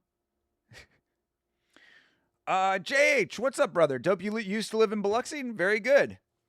Yeah, this card has been pretty good. A good representation of Biloxi as far as fights go, except for the co-main and main and one other fight. All right. Blake is turning up in a very small way. It's little brief moments of turning up.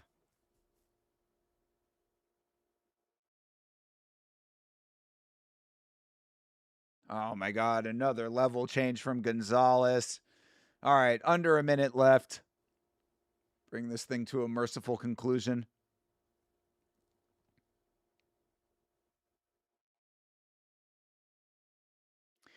They never had this stuff when I lived there, though, so ain't that a bish. Yeah, I get you, bro. Yeah, combat sports have certainly grown in scope and scale over the years. A lot of places around the country have local promotions now, thankfully. Island Fights is actually generally a local promotion for me. They're in the southeast of the United States. They do a lot of shows in Florida.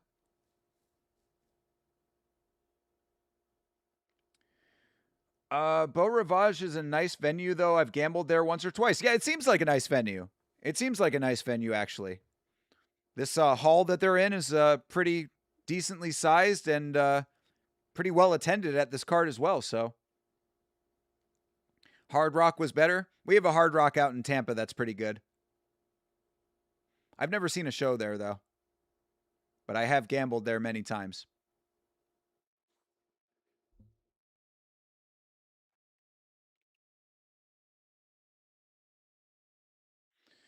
All right, that fight does come to a merciful end. Again, as I said, the co-main and the main were kind of a disservice to this otherwise pretty good card. Kind of wish they had a cage, though. True. Yeah, I also prefer MMA in a cage to a ring, but all good. That's honestly, if the fights are good, it's a minor nitpick as far as I'm concerned. You know? There are, of course, noticeable differences between the two, but as long as the fights themselves are good, I don't mind. Plus, this promotion also has other combat sports aside from MMA. We've seen boxing and kickboxing on this card as well.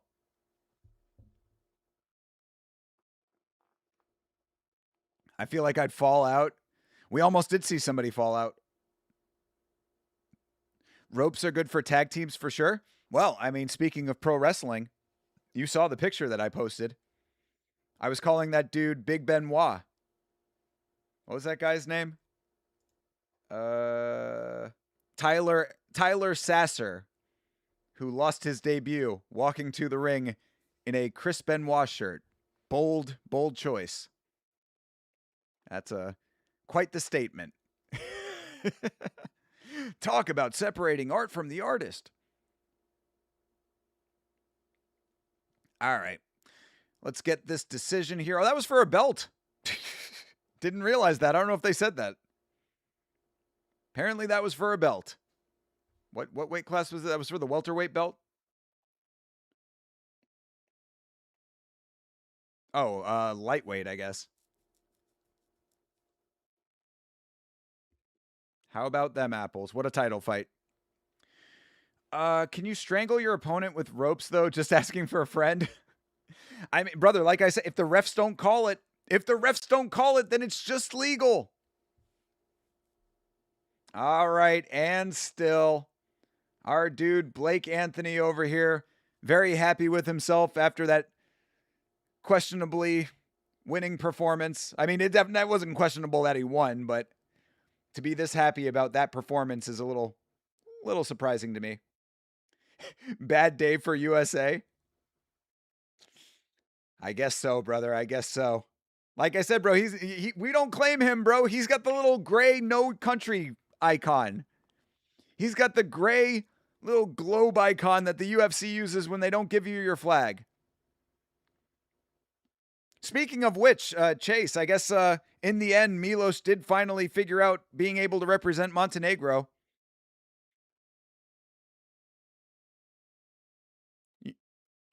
Oh, this guy is calling for PFL or UFC after that performance. Okay, brother. Okay. You might be able to get into PFL. A performance like that might get you on the undercard of a PFL card. We'll see what MVP does. That was a dog right there. Oh my God. That dude who was on a fucking 6-fight losing streak.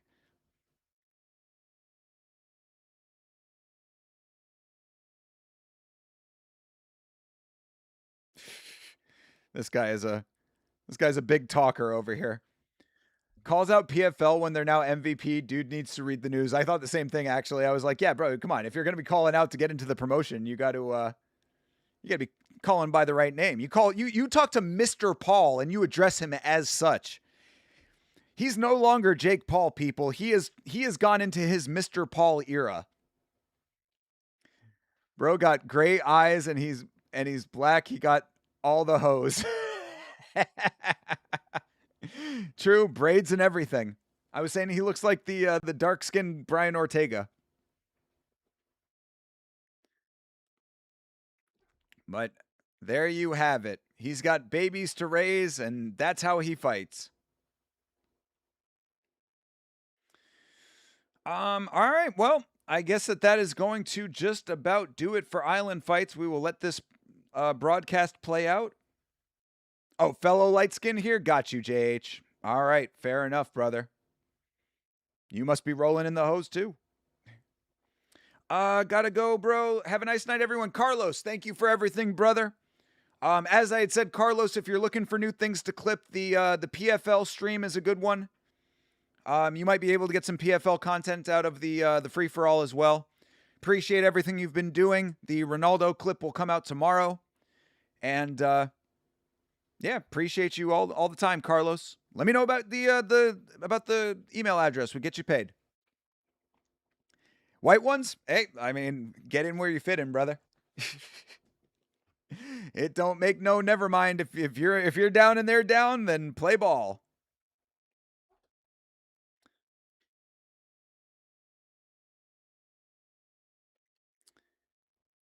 All right. Good deal. They're showing the replay clips, so that will about do it for this thing. As always, guys, I appreciate you hanging out with me again 2 times in one day. How about that? You guys are awesome. Always the greatest stream chat in all of combat sports. Like the stream. It's the homie thing to do. Of course, yamashow.com for all of your merchandise needs. All right, folks, I got here super late. Have a good one, fellas. You too, JH. Thank you, and everyone else, of course.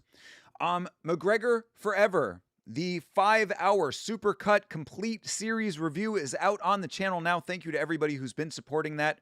If you have not already taken a look at that video, please give it a watch. Use your hype points on it if you're watching on mobile. Hopefully it helps do something.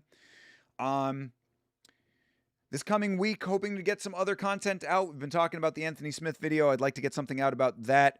And also wanting to watch the Galvao video that Craig Jones put out. I need to write a note for myself to watch that. But always something new coming out on the channel. Probably, most likely, more than likely going to be doing Muay Thai Sundays tomorrow. Don't see any reason why that shouldn't happen. So unless anything changes, Muay Thai Sundays will be back tomorrow. And podcast on Mondays. Monday night, myself and Chase Parton will be breaking down each and every fight from UFC Serbia. So until I see you either tomorrow or whenever it may be next, most likely tomorrow, but either which way, I'll see you next time. As always, guys, you are the best. So have a great rest of your night, a great rest of your weekend, and as always, fight on.